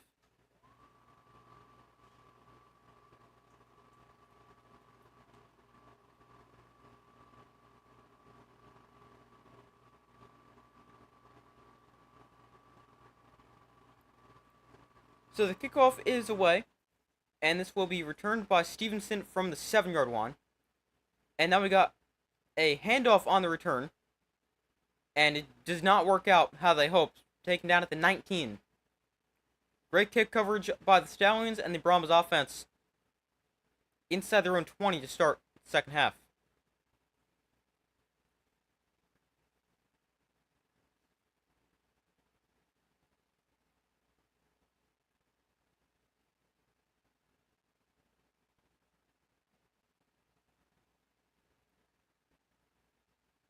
So 1st and 10 here for the Brahmas. 10:53 to go in the third quarter.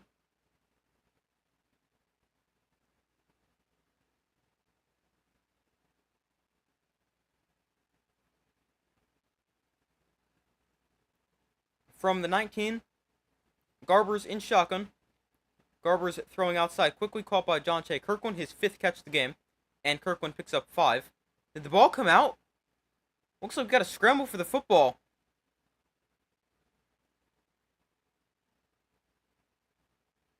Did the ball come out? It's Stallions football. Wow.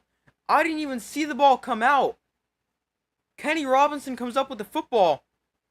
And the Stallions somehow force a fumble and recover it. I didn't even see the ball come out at all right there. Here's a replay of it. Yo, yeah, that's a fumble. It's punched out on the tackle by Kayava Tizino. And then it's recovered. I didn't even see that get knocked out. But what a start to this second half for the Stallions.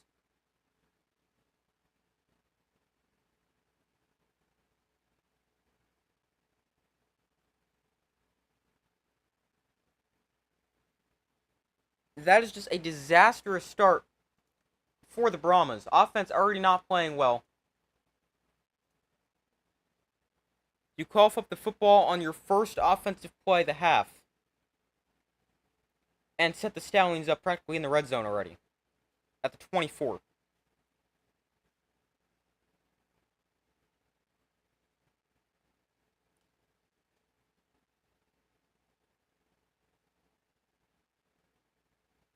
I think the Brahmas will win because they already beat the Stallions. They could, but they just haven't played that well so far.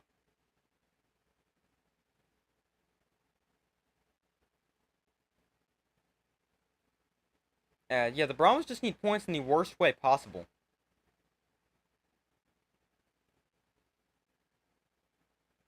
I think a part of it is I think their passing game has been a little bit too conservative.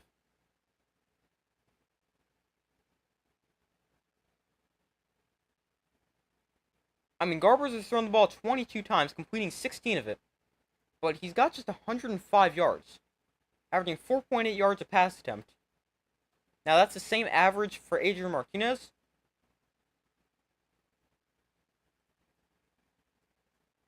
But Martinez averaging 7.4 yards a completion.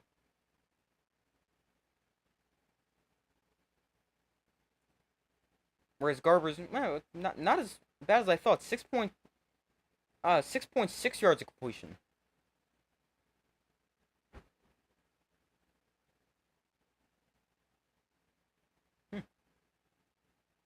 But I feel like they just haven't really forced the ball downfield. Not necessarily saying you need to force the ball, but I just feel like they've been very, very conservative, especially throwing the football.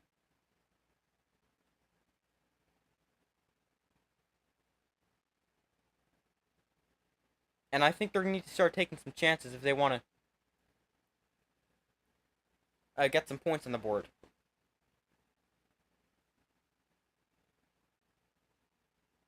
Yeah, they do need to play smarter.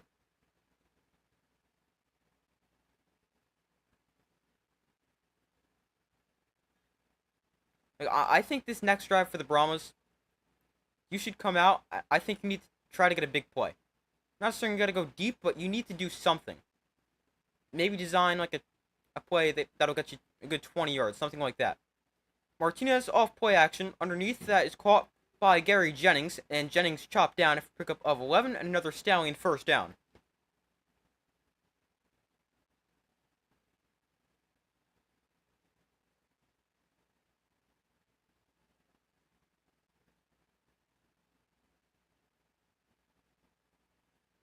So the Stallions now with a first and 10 from, it's going to be about the 13-yard line. They had 0 points and 72 yards on their first 4 drives. They have 16 points on their last 2 drives. From the 13, they'll go to the ground with Marable. Plenty of space up the middle. Up and over a defender, and Marable gains 10.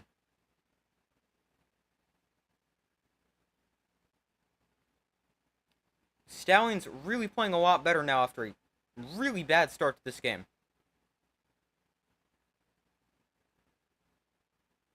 Offense moving the football. Defense comes up with the turnover.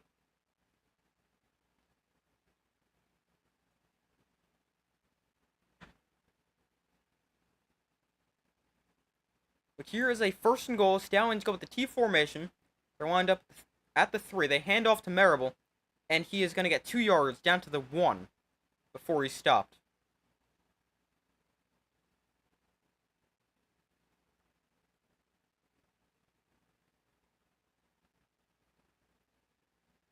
So here is a second and goal. 9 minutes to go in the third quarter.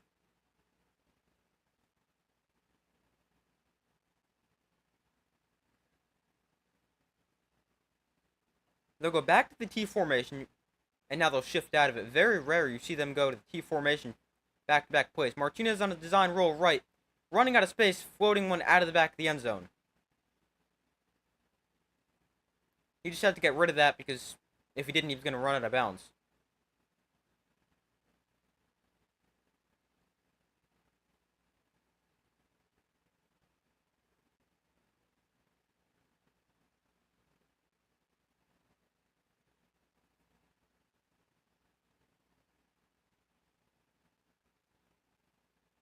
So 3rd and goal. They're going to go back to the T formation. From the 1. Martinez hands off. Ricky Person stuffed at the goal line. Person doesn't get in. And a great goal line stand for this Brahmas defense. Devontae Beckett forces Ricky Person back. And it's decision time here for Skip Holtz. Do you take the points on a chip shot field goal, or do you get aggressive and try to score?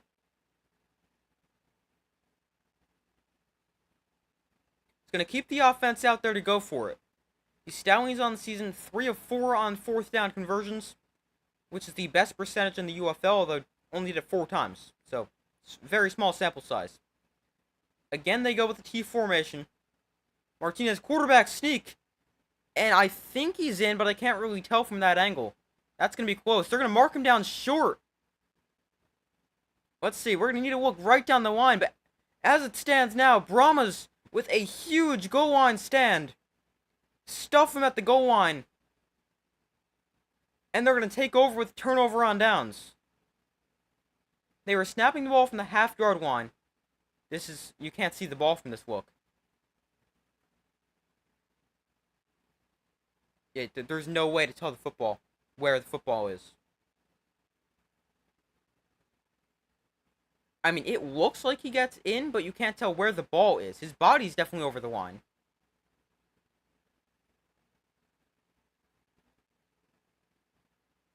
Oh, after review, it is now a touchdown. They take a look at it in the replay center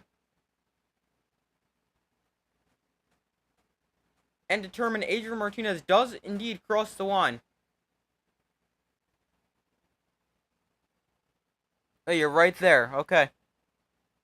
He does get in. It was just hard to tell from the initial look.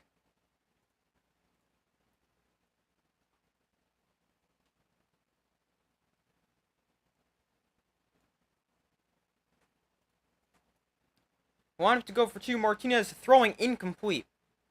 Amari Rogers the intended target. But it is now 22-0 after the 2nd rushing touchdown of the game for Adrian Martinez. And the Stallions could very well be on their way, and maybe this could be too much for the Brahmas to come back. On their way to a 3-peat.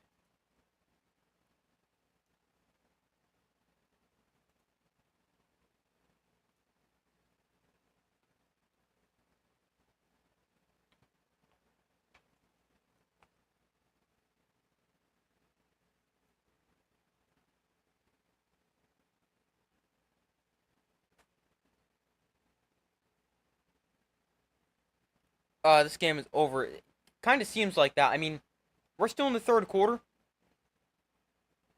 It's still like 22 minutes to go. But, I mean, with how the Stallions have been playing in their last couple drives, offensively and defensively, it definitely seems like that. And if the Brahmas just needed something to go their way. Like, if they could have gotten that turnover on downs, gotten a good goal line stop, just have something go their way, I could definitely understand them still being in this game, but I think it's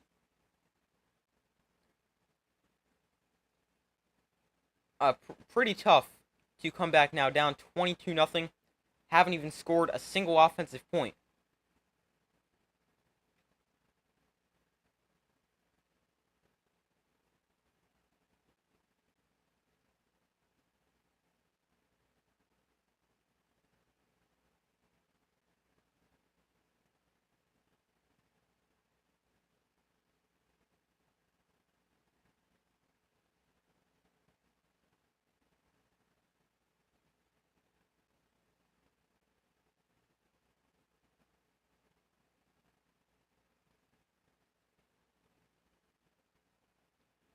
But that was the 2nd Brahmas lost fumble on their previous drive.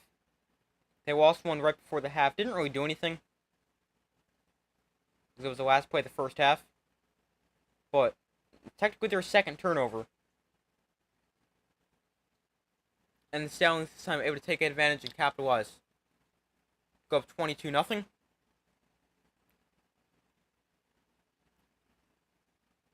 So Brahmas need points in the worst way possible. They just need something to go their way offensively. Every drive, outside of this last drive, they've punted.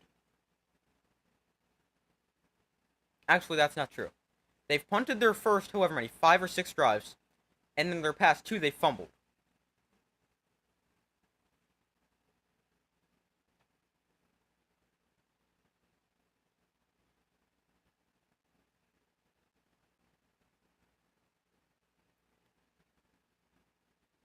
So the Brahmas are going to get the football back with 7:25 to go in the third quarter.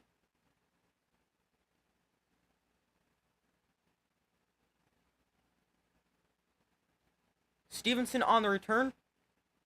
Stevenson going to break this to the outside. And Stevenson still on his feet, bouncing off tacklers. Going to cut this back up the middle. Stevenson up to the 31. Overall, a solid return from Marquez Stevenson, although he hasn't had a ton of space to return kickoff so far today. The Stallions' kick coverage has been excellent. But it's able to get it to the 31 here. It's one of his better returns on the day.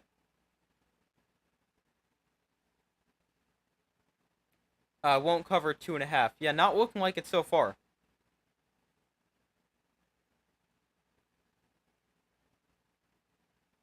Chase Garbers has already thrown more passes than he threw last week.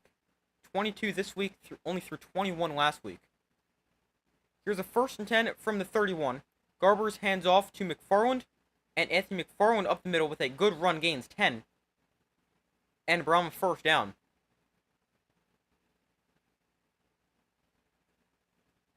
Gonna need a lot more of those type plays.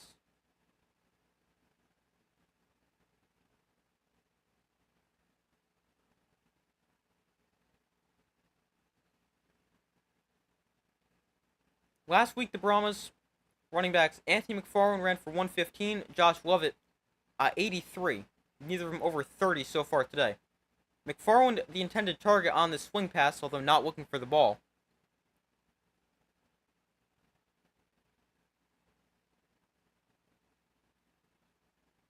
Yeah, Stallions really are taking over in the second half.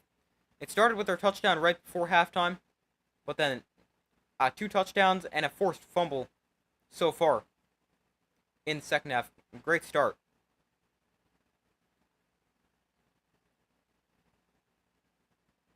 Got your comment in a second.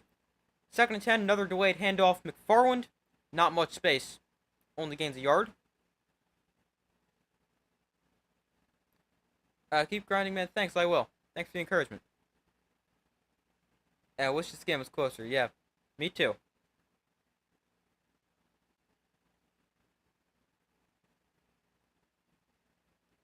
So here is a 3rd and 9.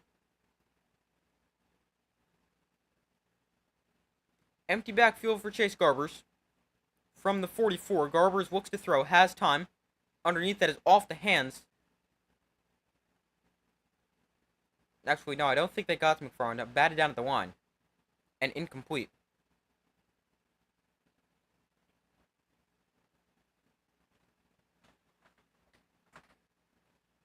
Yeah, that was batted down at the line by Carlos Davis. Big nose tackle.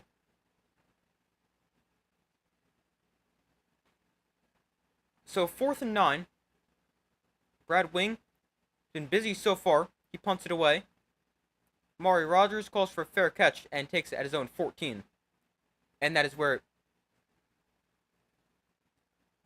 the Stallions take over.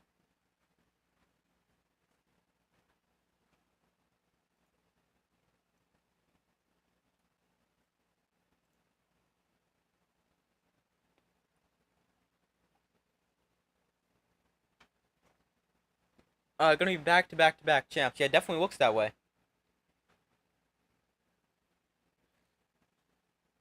I don't know if it's the play calling for the Brahmas right now, or if it's Chase Garbers, but he needs to be more aggressive. I mean, the check down on 3rd down, you got to start trying to push the ball downfield at some point. Or just get something going. I'm not saying force the ball into coverage and make risky passes like that. But the Brahmas overall offensively, they just need to start moving the football. And I'm not talking 3 yards at a time by throwing check down after check down.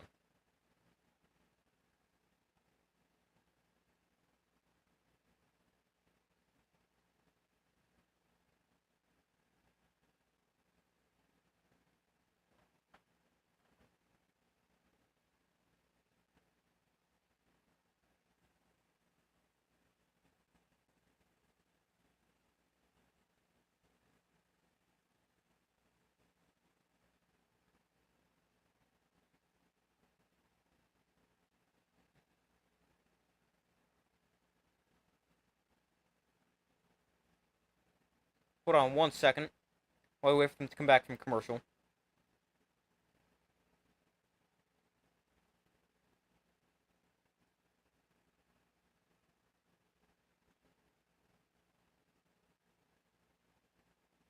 Alright, they're now back from commercial.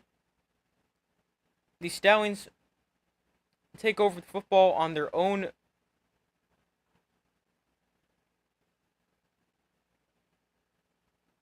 14-yard line.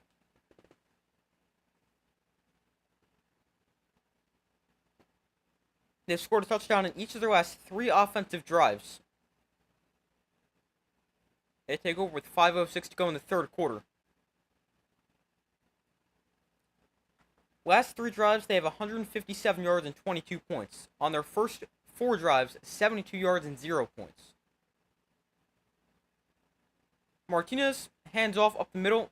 CJ Marable, not a ton of running room, just 2 yards.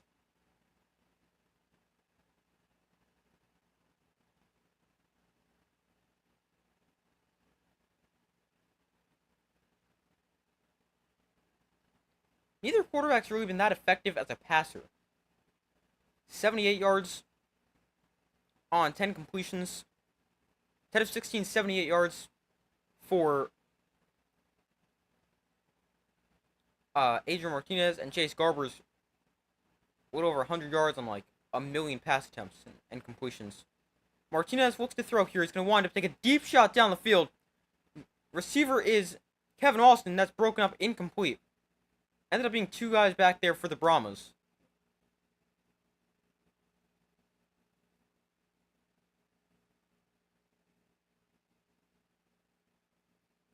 First time we've seen either team take a shot down the field.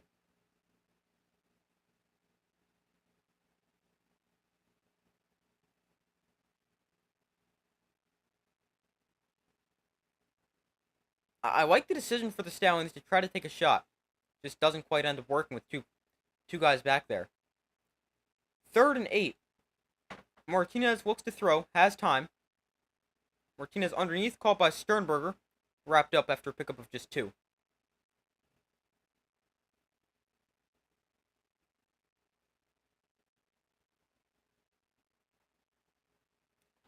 So the Brahmas defense forces a quick 3 and out. And they'll get the ball back.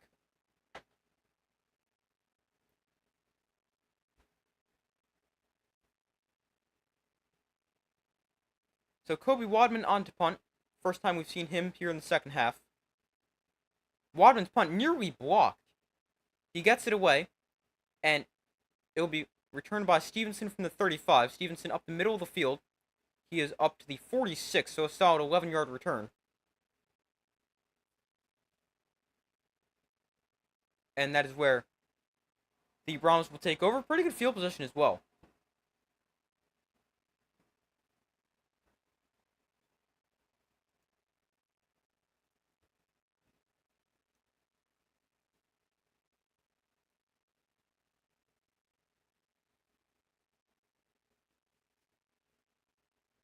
So 1st and 10, 3:06 to go in the the third quarter.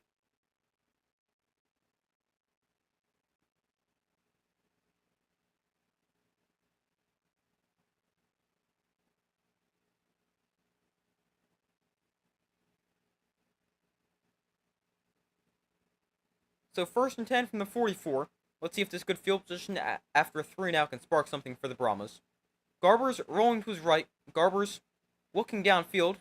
And he's going to be forced to bounds for a loss of 2.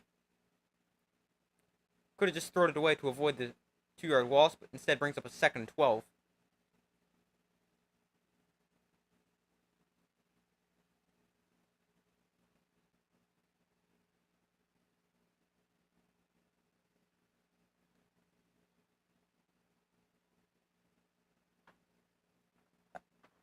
How did he lose 4 yards there? He clearly went out of bounds for a loss of 2, not 4. So on 2nd down, Garbers looks to throw again. Here's a little swing pass out to McFarland. McFarland in space, crosses midfield, and will pick up 13. Or, I think 11, because I'm pretty sure they got that wrong. Pretty sure it was 2nd and 12. But if it was 2nd and 14, he then gained 13. Either way, it's a 3rd and 1. That was another example of a pretty conservative pass, just a simple swing pass to your running back. Now, I understand that can be viewed as an extension of the run game, and I don't mind doing that every once in a while. I just think we've seen way too many either screen passes or swing passes for the Brahmas. 3rd and 1. Garber's on the option. He will keep this at, oh wow, he slides at the line of scrimmage. That was not a good decision there for Garber's. He slides way too early. And it's 4th and 1. It's a good decision to keep it, but he's too afraid to take a hit. 4th and 1, Brahmas going to keep the offense out there to go for it. I like the decision. I mean, you essentially have to at this point. Minute 20 left in the 3rd quarter, down by 22.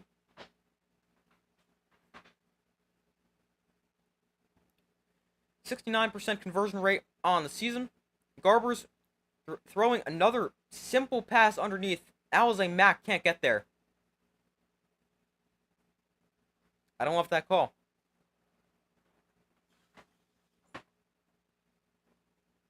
But the Brahmas turned it over on downs.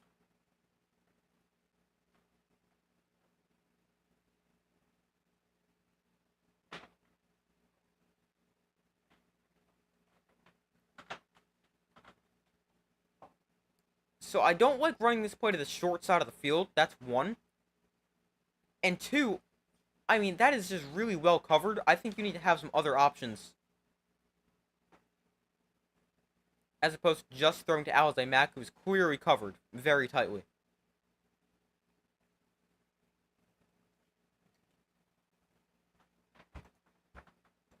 But the Stallions get the football back.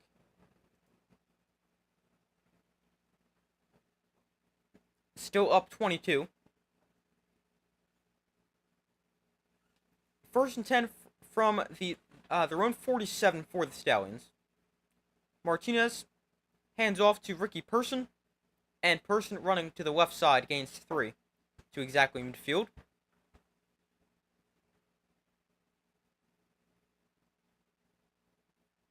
Anthony McFarland very upset over on the sideline.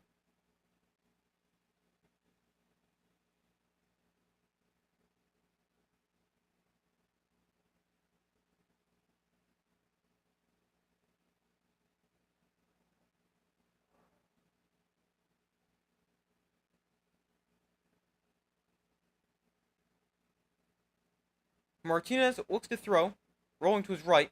On the run, Martinez going to tuck it and run. He's got plenty of space. Martinez picks up the 1st down, heads out of bounds at the 40.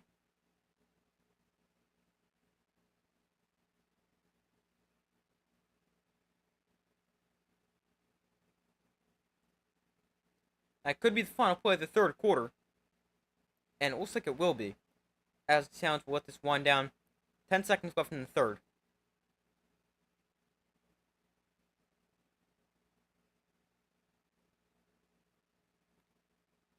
Yeah, we're going to let that go to the 4th quarter. So, 1 quarter to go here in the UFL Championship game. Stallions up by 22. And with the way the Brahmas offense has been playing, comeback seems very unlikely.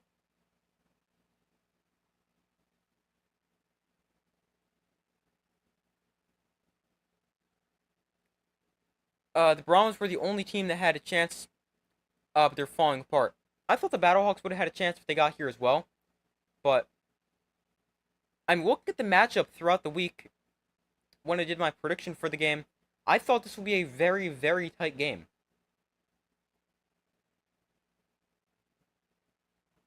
But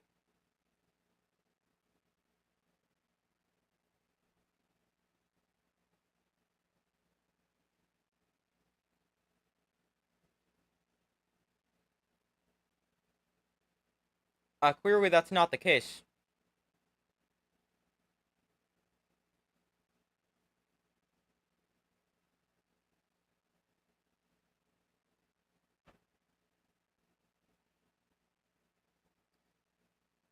Stallions just working the clock. Yeah, I would expect them to be heavy on the ground. I mean, they haven't even thrown the ball that well. They've ran the ball effectively. They've thrown it for just 80 yards, run it for 166. So, I mean, not only are they just trying to wear down the clock, they're doing what's worked.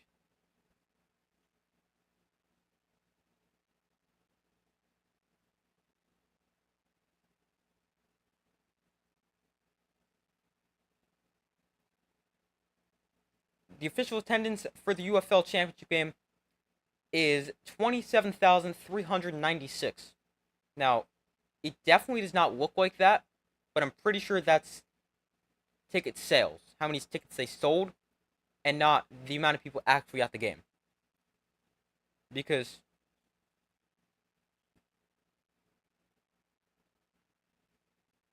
it looks a lot less than that.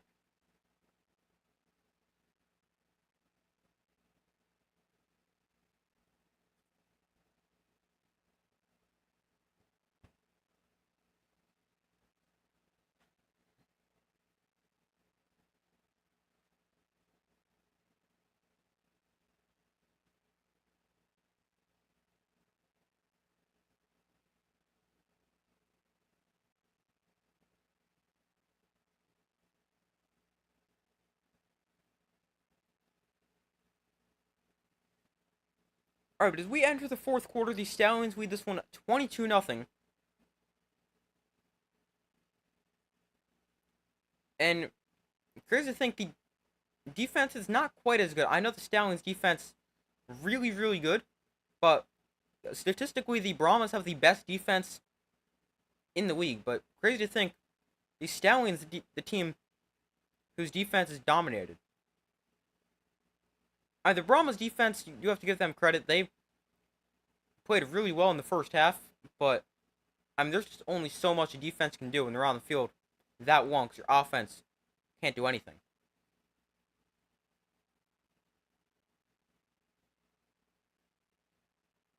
Brahmas down 22-0. That is their largest deficit of the season.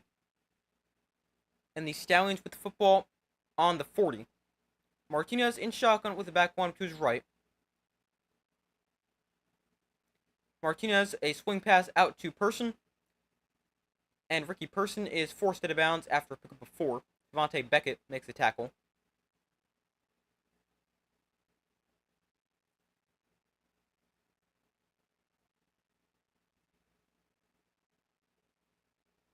Yeah, the Stallions definitely have the better offense with the two.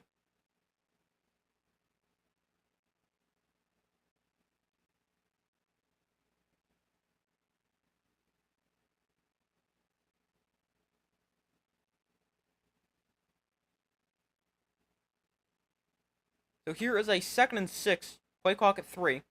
They get the snap off. Martinez looks to throw. Martinez rolling to his right. Martinez on the run. Directs traffic. Martinez is going to tuck it and run. He's out of bounds after picking up just a yard.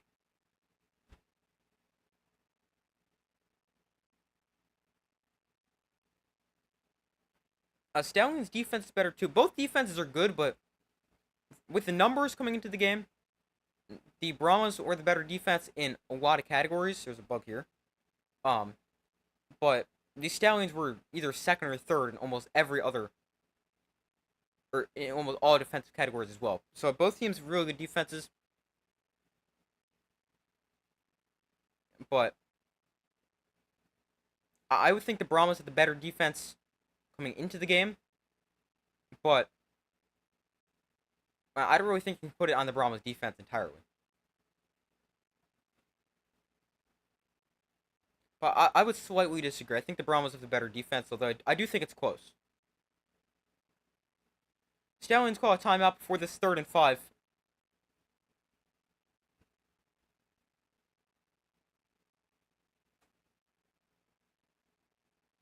Well, one team is 0, and the Stallions' defense is working much better. I can get behind that. Yeah, I agree.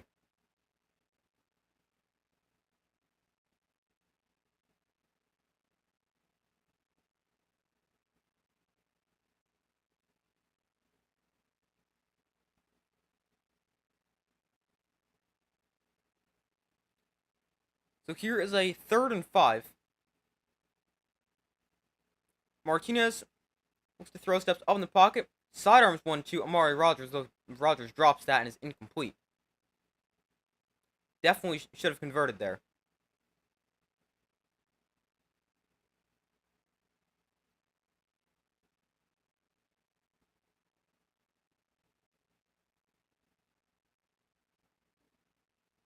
Brahms' offense is not better than the Stallions' offense. Yeah, I agree. I never said they were. But Stallions, they've had the best offense all year. Chris Blewett comes on to attempt a field goal attempt 53 yards from the right hash.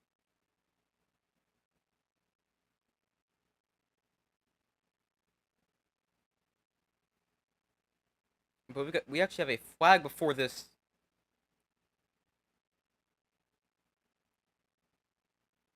Before this field goal attempt. Not sure what this is for.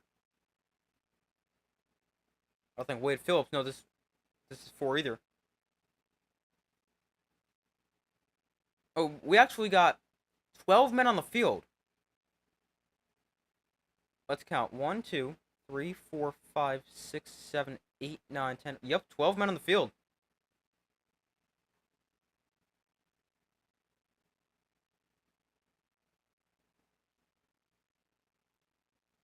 That's actually the second time the Brahmas have gotten flagged for that today, but this one is a big one. It gives the Stallions a first down because it was 4th and 5, 5-yard penalty, and the Stallions moved the chains. Oh, that went off the hands of Person, incomplete. Brings up a 2nd and 10.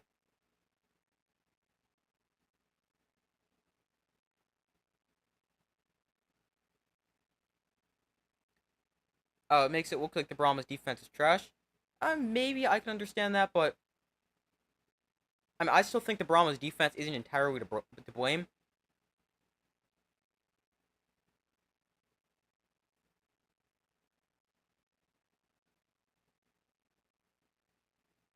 So 2nd and 10 from the 30. Martinez throws to the outside. How many times is he going to hit his receivers in the hands and they're not going to catch it? That's 3 passes in a row. One to Amari Rogers, he drops it.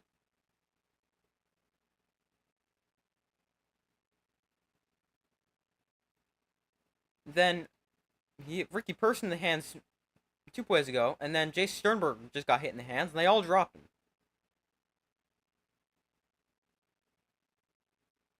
We shot an unnecessary roughness penalty on Jay Sternberger after the play.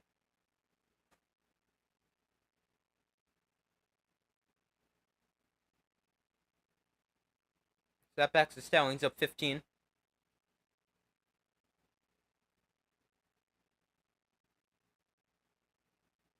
Brahma's defensive coordinator can't count. Yeah, I know. They've gotten called 12 guys in the field twice. Not even on the field, in formation. Although one of them was on special teams. But here is a 3rd and 25 for the Stallions. Martinez looks to throw. Has time, steps up in the pocket, rolls to his left. Martinez directs traffic. And then throws downfield, caught by Jordan Thomas. And Thomas will pick up about 14. So it'll be 4th and 11. And here is likely to be another field goal attempt, or time to bring on the field goal unit. And it's going to be 4 yards closer than the previous attempt. Looks like Quentin Dormady might be getting ready to go in at quarterback for the Brahmas. Looks like he's putting his helmet on. We'll have to see, but looks like that might be the case. The 49-yard field goal attempt from Chris Blewett is on the way and good. And the Stallions extend the lead now 25-0.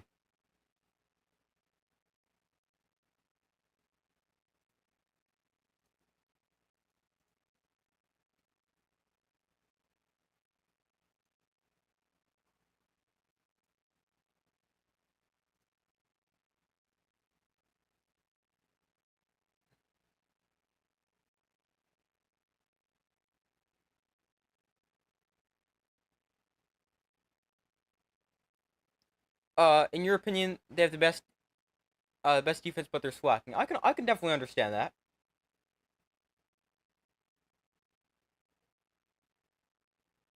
I mean, I think overall, looking at the entire season, not just this game, the Brahmas had the best defense. Now, I don't think it's fair to pin the entire thing of giving up 25 points on their defense. I mean, their defense has been on the field for 26 minutes. The Brahmas haven't been able to control the ball. And over time, the Stallions have just worn down the defense. So, I mean, part of it you can put on the defense, but I think they don't deserve the entire part of the blame.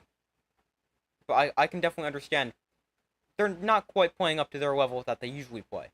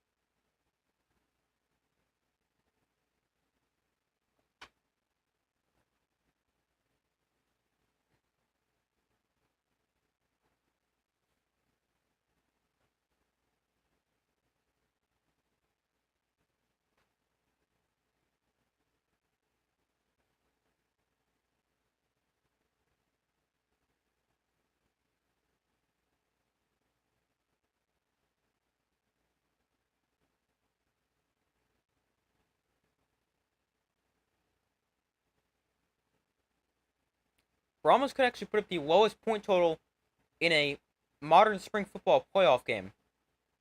The lowest was the Roughnecks last season in the XFL South Division Championship game. Brahmas still with a 0 on the scoreboard. Actually, both those teams coached by Wade Phillips.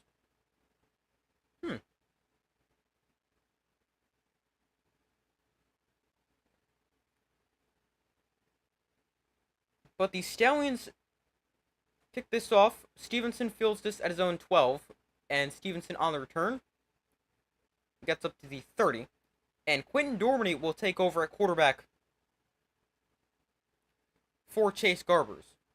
Dormady started 5 games this season, 1,200 yards, 6 touchdowns, 6 picks. Now, turns the ball over a lot, but it's going to take a lot of chances. Sometimes his receivers are going to win on those, other times they won't.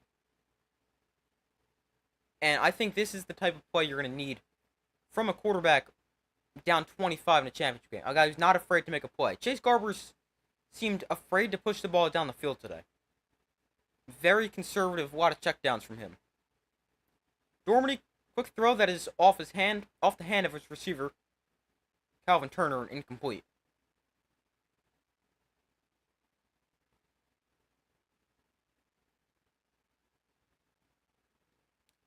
They're a pretty new team and they've gotten this far. That is true. I mean, the Brahmas, a lot of new faces. Obviously, entirely new coaching staff. A lot of turnover for the Brahmas, more than most teams. Obviously, a lot of teams with new players because of the merger and the dispersal drafts and stuff like that. But even more for the Brahmas. Here's the handoff to McFarland. He gains maybe a yard, not much.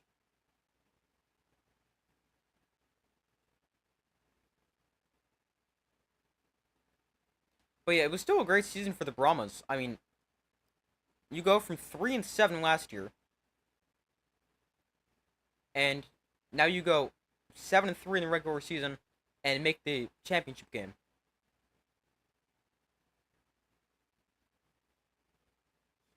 That's a pretty good turnaround in itself. Dormady with time throws downfield that is caught by a jumping receiver. Don't know who this is. 16. I feel like I've never seen this guy before. That is easily longer than any play and any throw Chase Garbers had all day. It takes normally 2 plays to do it. Or 2 throws to do it. 10 minutes to go. Dormady looks to throw again to the outside. That is caught by Turner for a pickup of 9. That was 23 yards.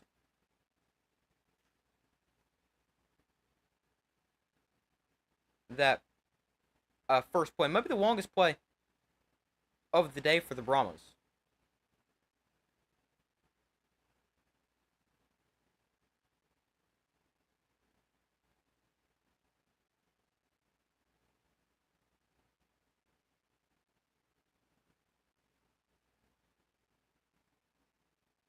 Here's the handoff up the middle to Morgan Ellison for a pickup of 3.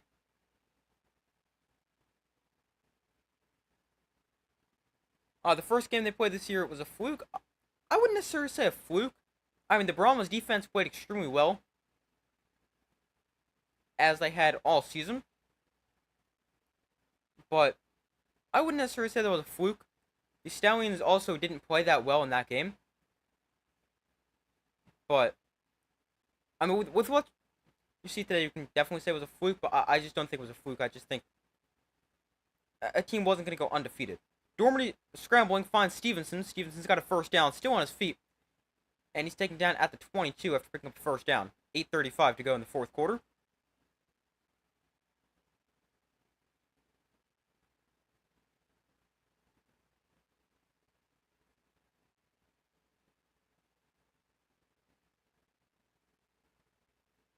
First and 10 from the 22.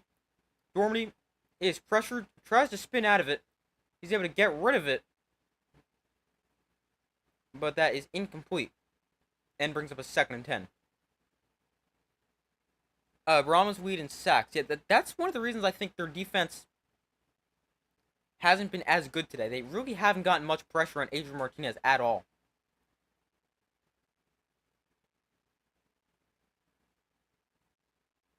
He's had plenty of time in the pocket. And that was a huge part of their win last week. AJ McCarron had no time to throw. Today, Adrian Martinez is at all day. Here's Dormady to throw once again. He rolls to his right, throws underneath. That is caught for a pickup of like 2. This is the guy 16 again. I don't know who this is. Let me check real quick. 16, that is KD Cannon.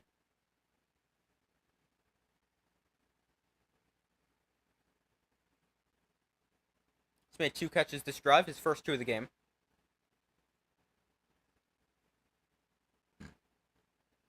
So here is a 3rd and 7 from the 19. Brahmas in the red zone for the first time today. Dormady underneath, that is caught by Turner. And he's got a first down, gains 9.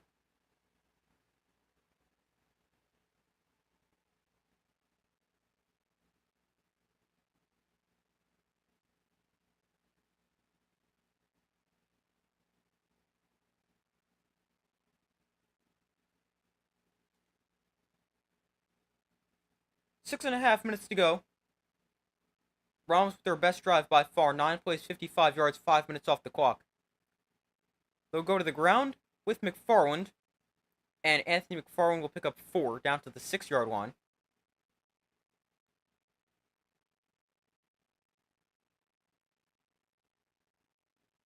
Brings up a 2nd and 5.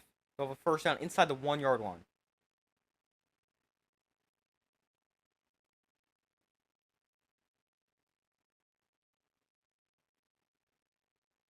Second and 5. And we got whistles before this is snapped. We got a timeout by the Stallions. Their second. Brahmas still with all 3 timeouts remaining.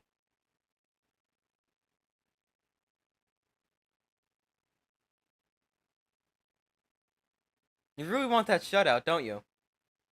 It's not looking too likely right here. I mean, it's still possible because if the Stallions opt to...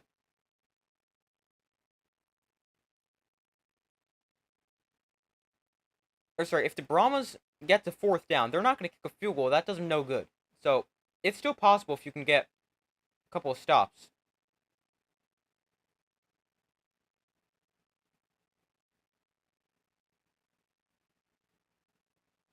Brahmas trailing by 25 points. That is their largest deficit of the season.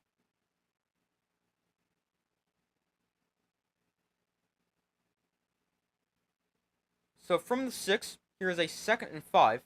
Dormady looks to throw. Dormady is pressured. Stumble. Oh, he lost his balance and he's taken down back at the 22. If there's one play that sums up the Brahmas offense tonight, that is it. Dormady just completely loses his balance, trips over himself, and the turf monster gets him back at the 22.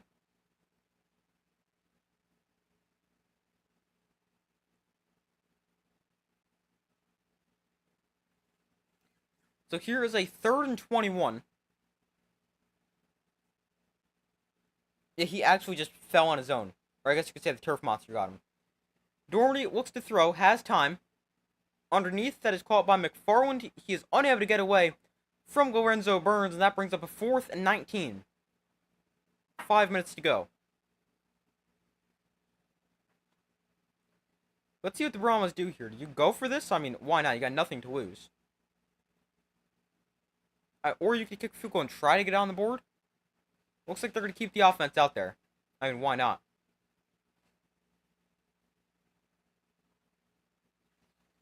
Fourth and 19. Ball on the 20. A first down is practically a touchdown. Dormady, with time, rolling to his right. Dormady on the run, looking downfield, setting his feet, firing across the field, and it's almost intercepted. Instead, it falls incomplete, and the Stallions will take over on downs.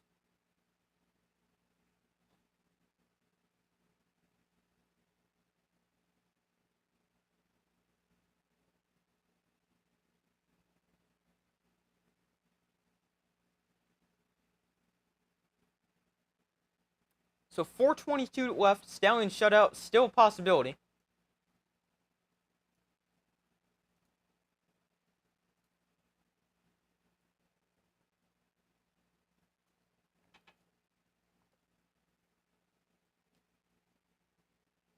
This could be the first time we see a team shut out this season. I'm not positive. Let me check real quick. Last week, no. Week 10, no, everybody scored. Week 9, everybody scored. Week 8, no. Week 7, no. Week 6, I don't think there's been a shutout, but I'm going to check anyway.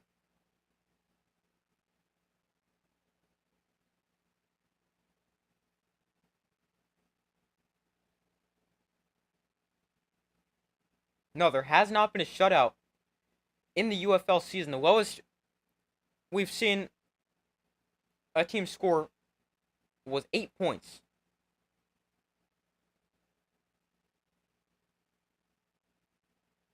Brahmas 4 minutes and 22 seconds away from being the first team to be shut out in the history of the UFL.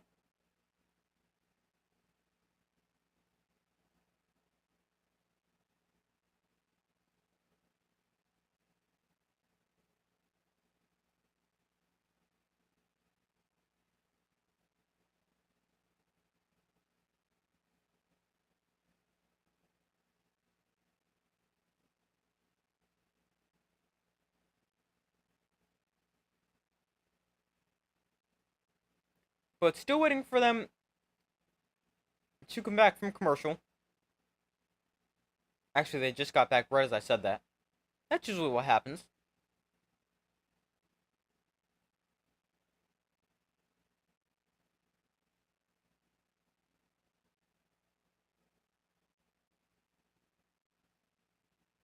But the Stallions up 25-0. Since 2022, they have a 31-4 record, a plus 312 point differential, and are seeking to become back-to-back-to-back champions, 3 in a row.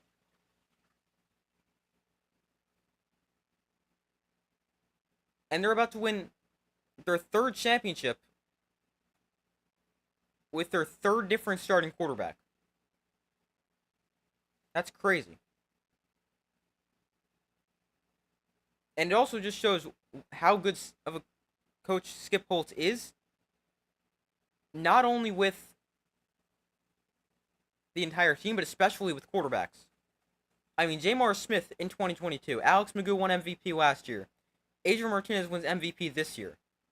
He is really good, not only as a head coach, but with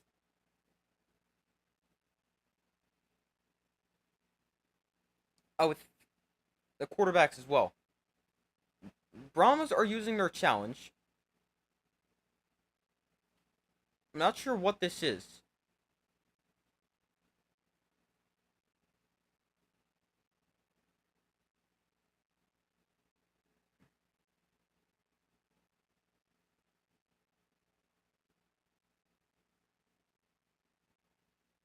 I mean, it didn't really look like there was anything to potentially challenge. They're just looking at it. But the Brahmas challenge unsuccessful. I don't even know what they were challenging.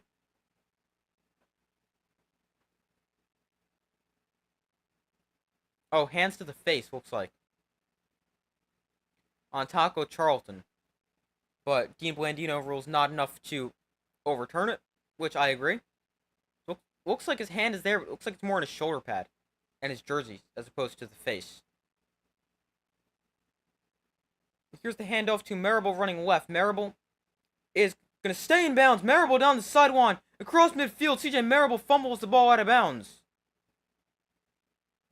I thought he was going to get forced out of bounds after picking up like 10.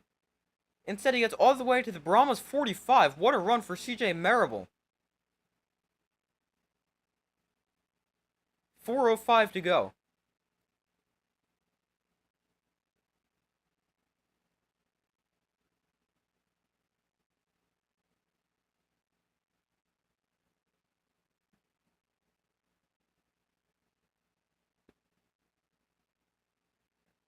Oh no, he actually stepped out. Alright, they did mark him back to 35. They did mark him out where he did step back. Step out of bounds back there.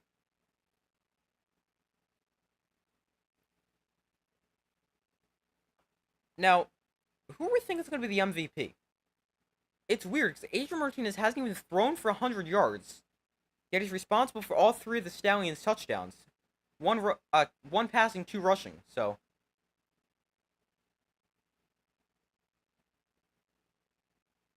I feel like he might be the MVP. Ricky Person's a pick as well, although I'm not really sure. He hasn't gotten in the end zone at all. And we know got some pushing and shoving going on after this play. Somebody's got a hold of Jay Sternberger's face mask. His helmet now comes off.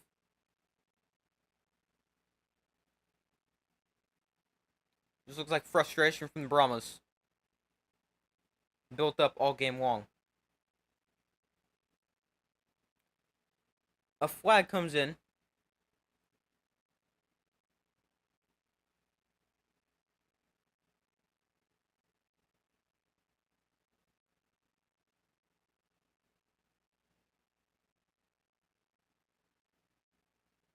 I'm not even sure what started that.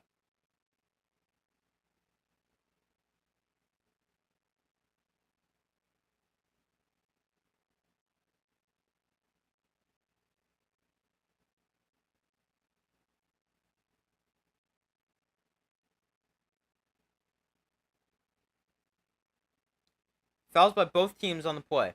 Personal foul on Jay Sternberger.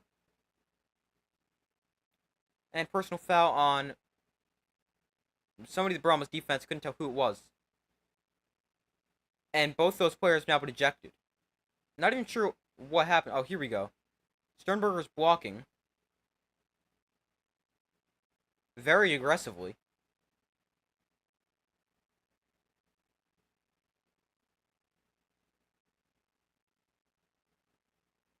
I don't know, I think that's kind of soft for an ejection.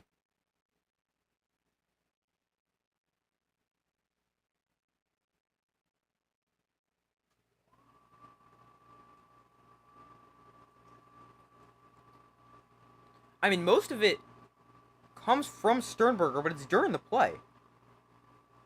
The Brahma who's thrown out is Bryce Thompson, number 1. But both Thompson and Sternberger have now been ejected. And here's a 3rd and 4 for the Stallions with 3:02 to go.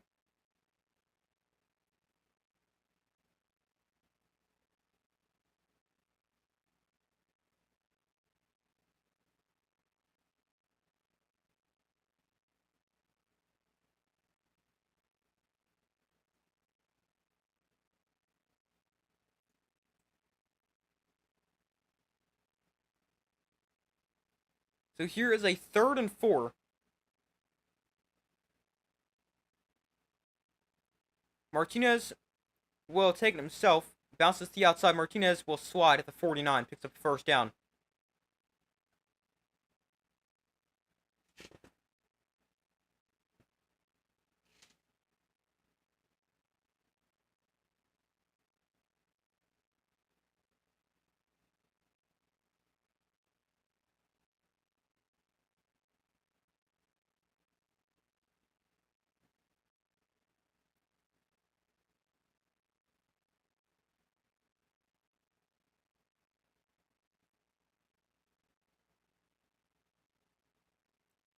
Here the Stallions go back to the ground with CJ Marable. He will gain 4, and that will bring us to 2-minute warning.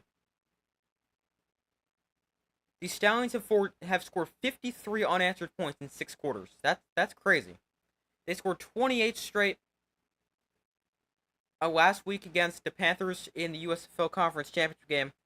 And now this week, in the championship game, 25 points and haven't allowed a single one. This is a dominant team. This is a dynasty.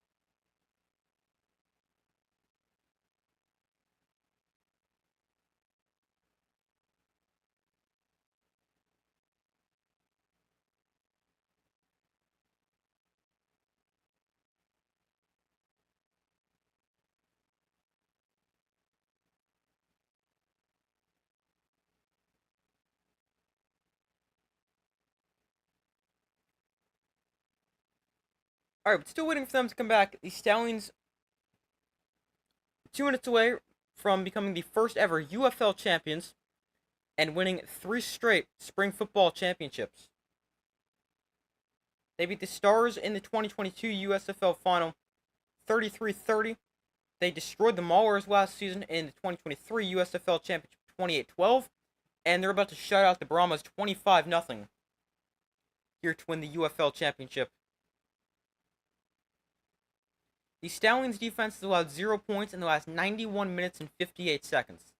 That is 5+ quarters and 20 drives. That's quite good.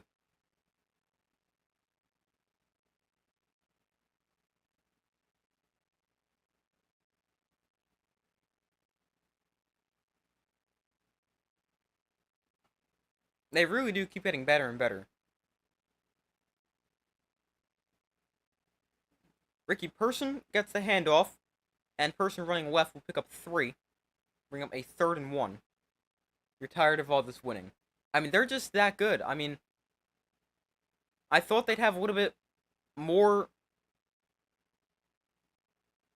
I don't know what the word is. More of a challenge, I guess you can call it. Here in the UFL, I mean, there's a lot more talent than there was in the USFL last year, combining the USFL and the XFL. It's really good football being played. A lot of really good players and a lot of good teams. I mean, the Stallions just they find a way to find really good players out of nothing. They'll find these players you've never heard of, and they'll make them really good. I mean, they got a great coaching staff. They got a great general manager, Zach Potter, and then they just do a great job.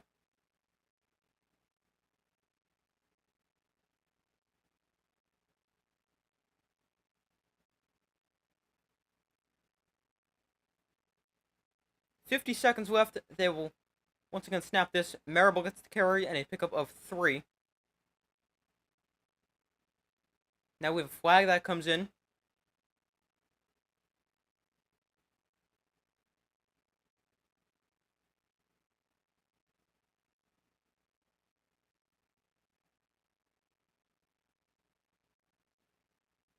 Skip Holtz is a great coach. Oh, he's an unbelievable coach. Kind of surprised he didn't win Coach of the Year. But I mean, you don't have to win Coach of the Year to be an unbelievable coach. I mean, he has done a great job with the Stallions.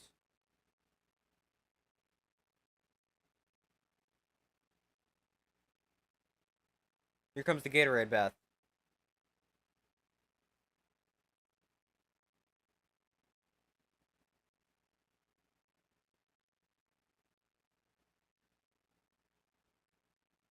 The Stallions in victory formation.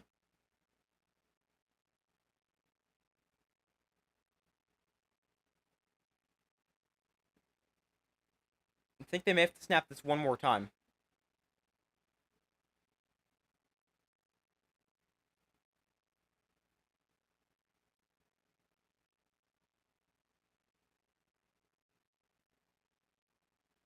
Yeah, they'll snap this one more time. And there it is. The Stallions win this 25-0, the first UFL champions, and have won 3 straight spring football championships.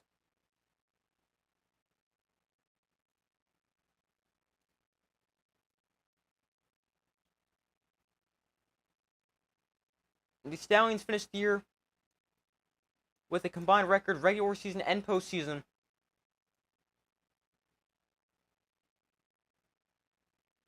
Uh, what is it? 11-1. Yeah, 11-1. They avenged their loss to the Brahmas.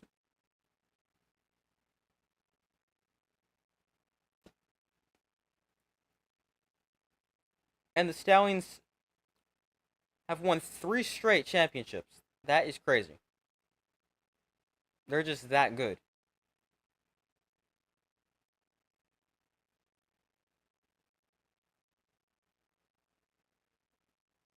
Yeah, congratulations to the Stallions. 3 wins, 3 championships, and 3 seasons.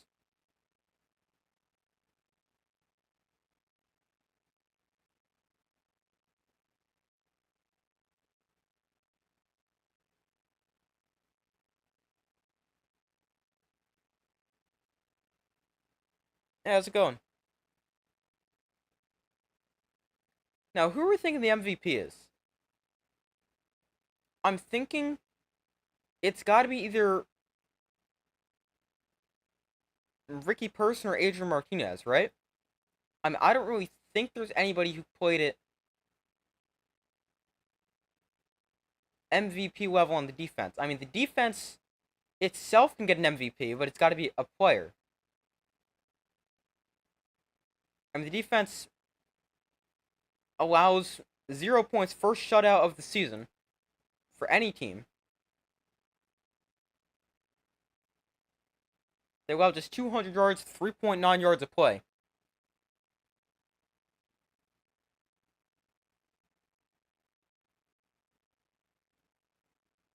I'll take care. Have a good show. Thanks for the stream. Gotta go. See you later. Thanks for stopping by when you could. And glad you enjoyed it. But as far as MVP goes, I'm thinking it's got to be Martinez or Ricky Person Jr. You subscribed? Thanks, I appreciate that.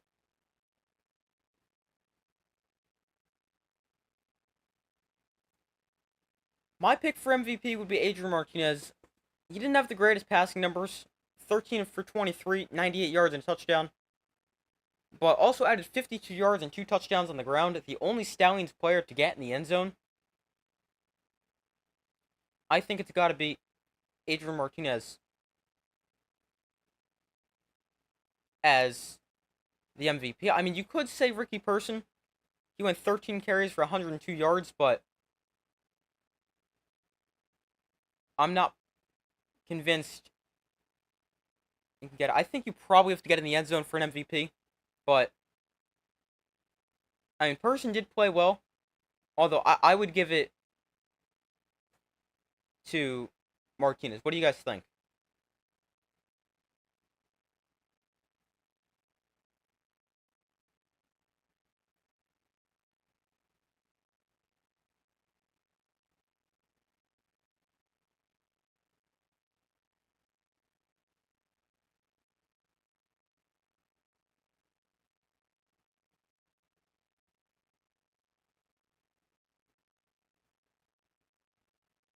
The Stallions are now 32-4 over the past 3 seasons.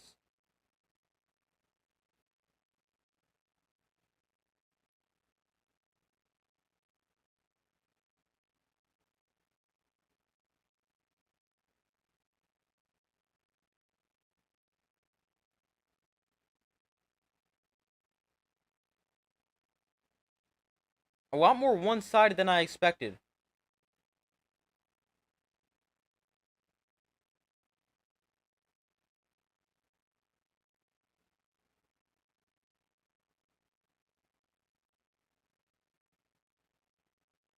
I'll stay on for the championship trophy presentation.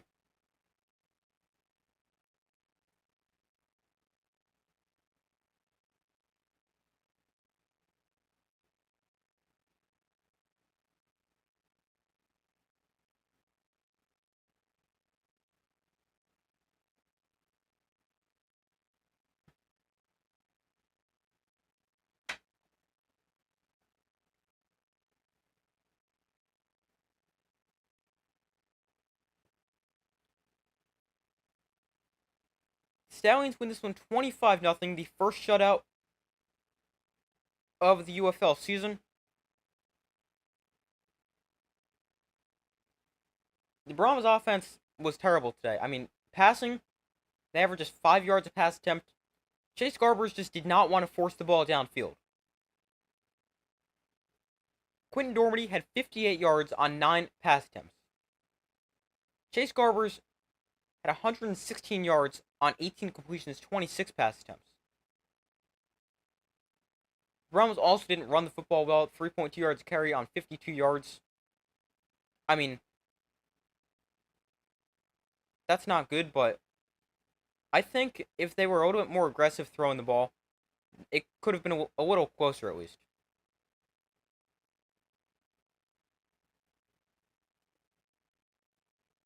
The final score, Stallions 25, Brahmas 0.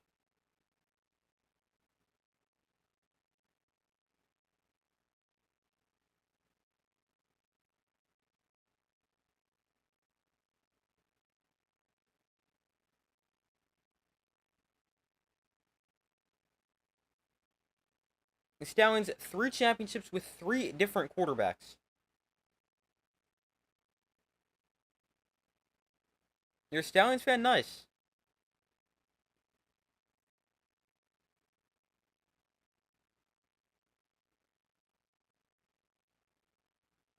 Kyle Tizino, I didn't realize this. 9 tackles, 2 forced fumbles. He's also maybe an MVP. Though I would still give it to Martinez for the 3 touchdowns.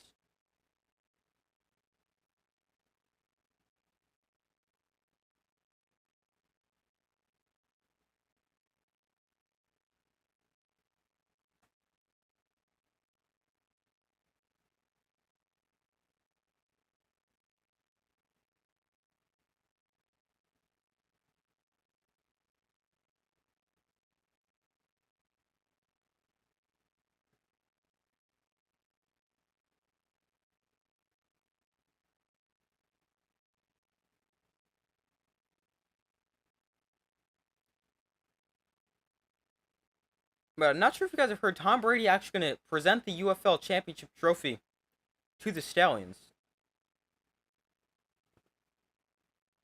Not really sure why, but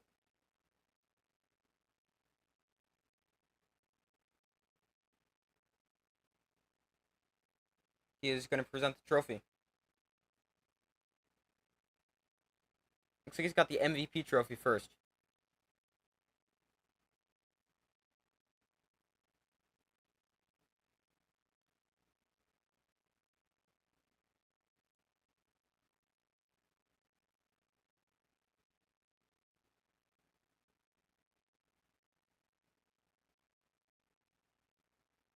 Stallions 3P.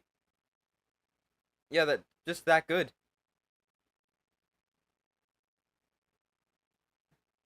Hey, how's it going? How are you?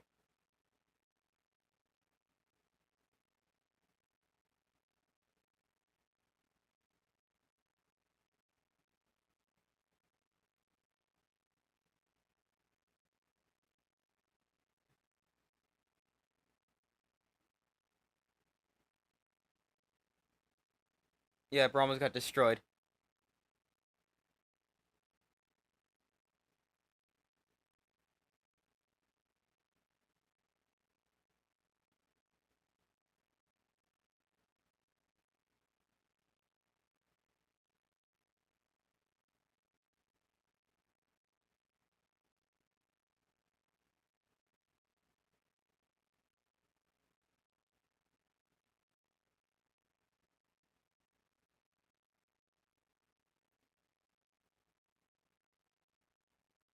The Stallions presented the championship trophy. Have a good night, you two. Thanks for stopping by. I'm really interested to see who this MVP is.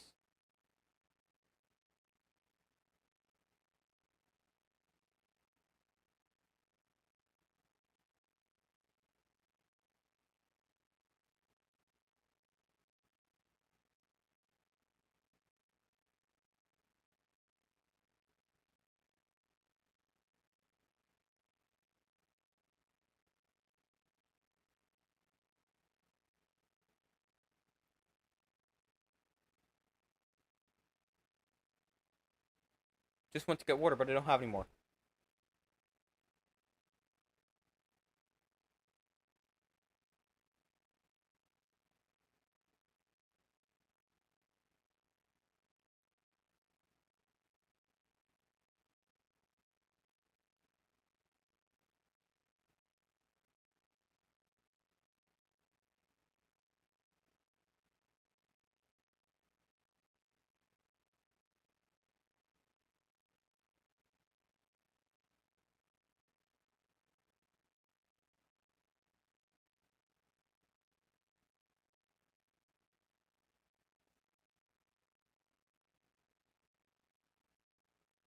Alright, their interviews are longer than the entire thing. I'm still waiting to see who the MVP is.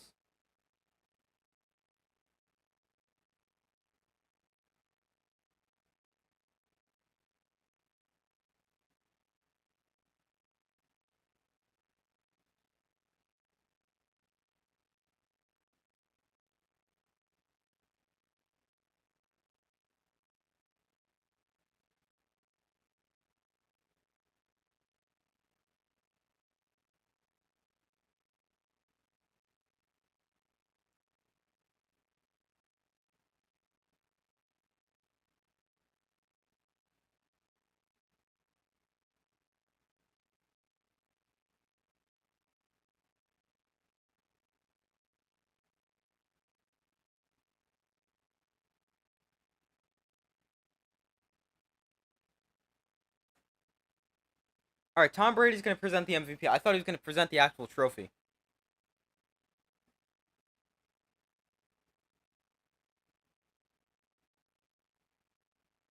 It is, in fact, Adrian Martinez. 3 touchdowns, the only Stallion player to reach the end zone. I mean, it just made too much sense for him. I didn't really think there was any other player could be. 2 rushing touchdowns and a passing touchdown.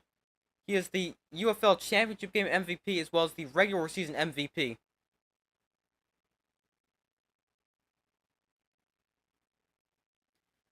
But the Birmingham Stallions win the 2024 UFL Championship, the first season of the UFL. They've won back-to-back USFL championships and have now won 3 straight spring football championships. And who knows, maybe next year they can make it 4 in a row. But I think that's gonna be it for this stream. I've got a bunch of UFL content on the way, even though the season's over. Final power rankings, gonna break down some numbers from the season, and what I'd like to see in season 2, and like suggestions I'd like to see implemented into the week. But thank you guys for watching. Be sure to like this stream, subscribe, turn on notifications so you don't miss any other upcoming videos. I do my best to post as often as possible. I hope you have a great rest of your day or night, and I will see you in the next video.